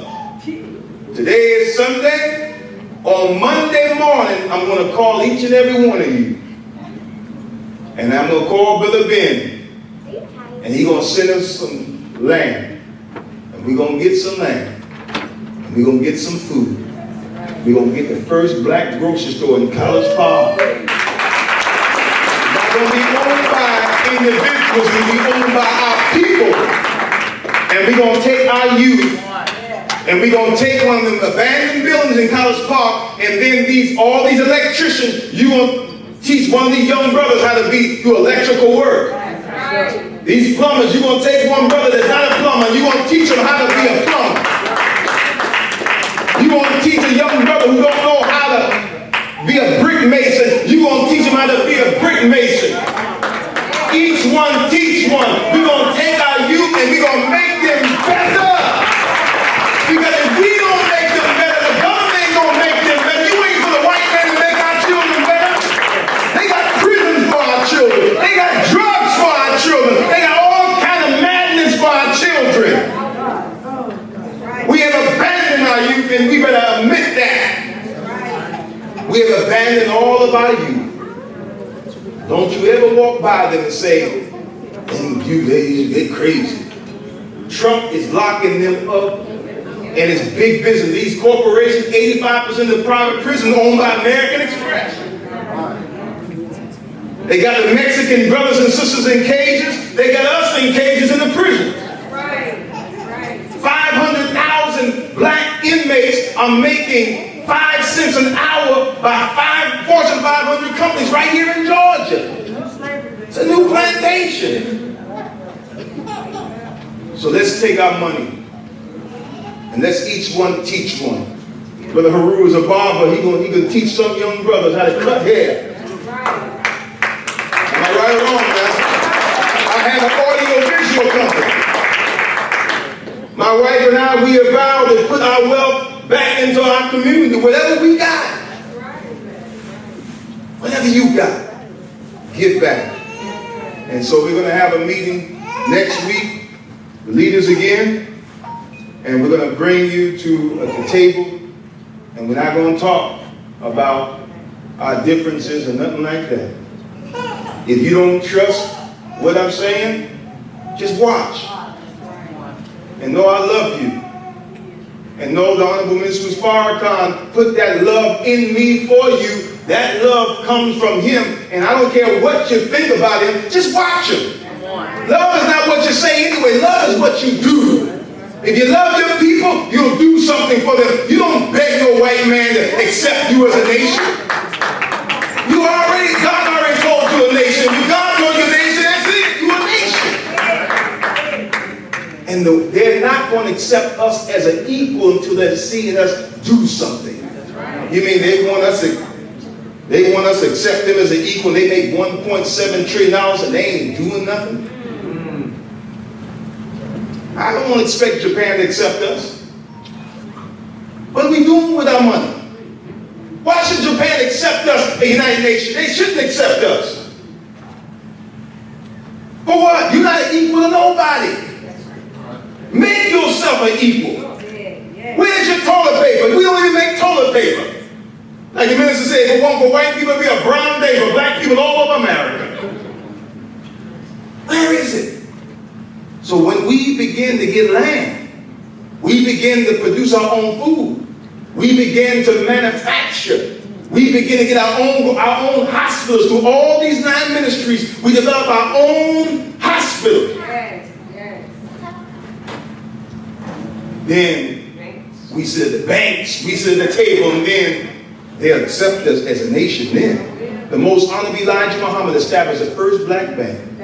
He got schools, he got grocery stores, he had farmland, he had own garment factories, the biggest importer of fish. The Most Honorable Elijah Muhammad showed us a model of what we can do. Don't try to reinvent the wheel. No one gave us a model better than the Most Honorable Elijah Muhammad. That's no doubt. It's not about religion, it's about applying the principle he laid down for us. So let us thank Brother Gerald, Sister Carmelita, and all the staff who work with him. Let's thank Sister Marsha, Sister Wilma, who done this wonderful decoration. Apollo to me, Sister Priscilla. Thank Allah for her. These wonderful committee members. And let's thank Allah for each other. I love you very, very much. We got vendors out there. Let's support black now. If you only buy a bar of soap, buy some soap. Or some shea butter. Hey, the girl selling some smoothies.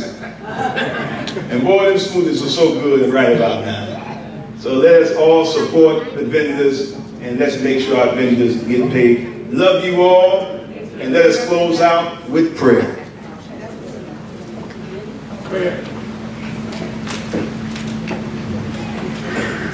In the most holy name of Allah, the beneficent, the most merciful, all praises are due to Allah, the Lord of all the worlds, the beneficent, the most merciful, master of this day of judgment in which we now live.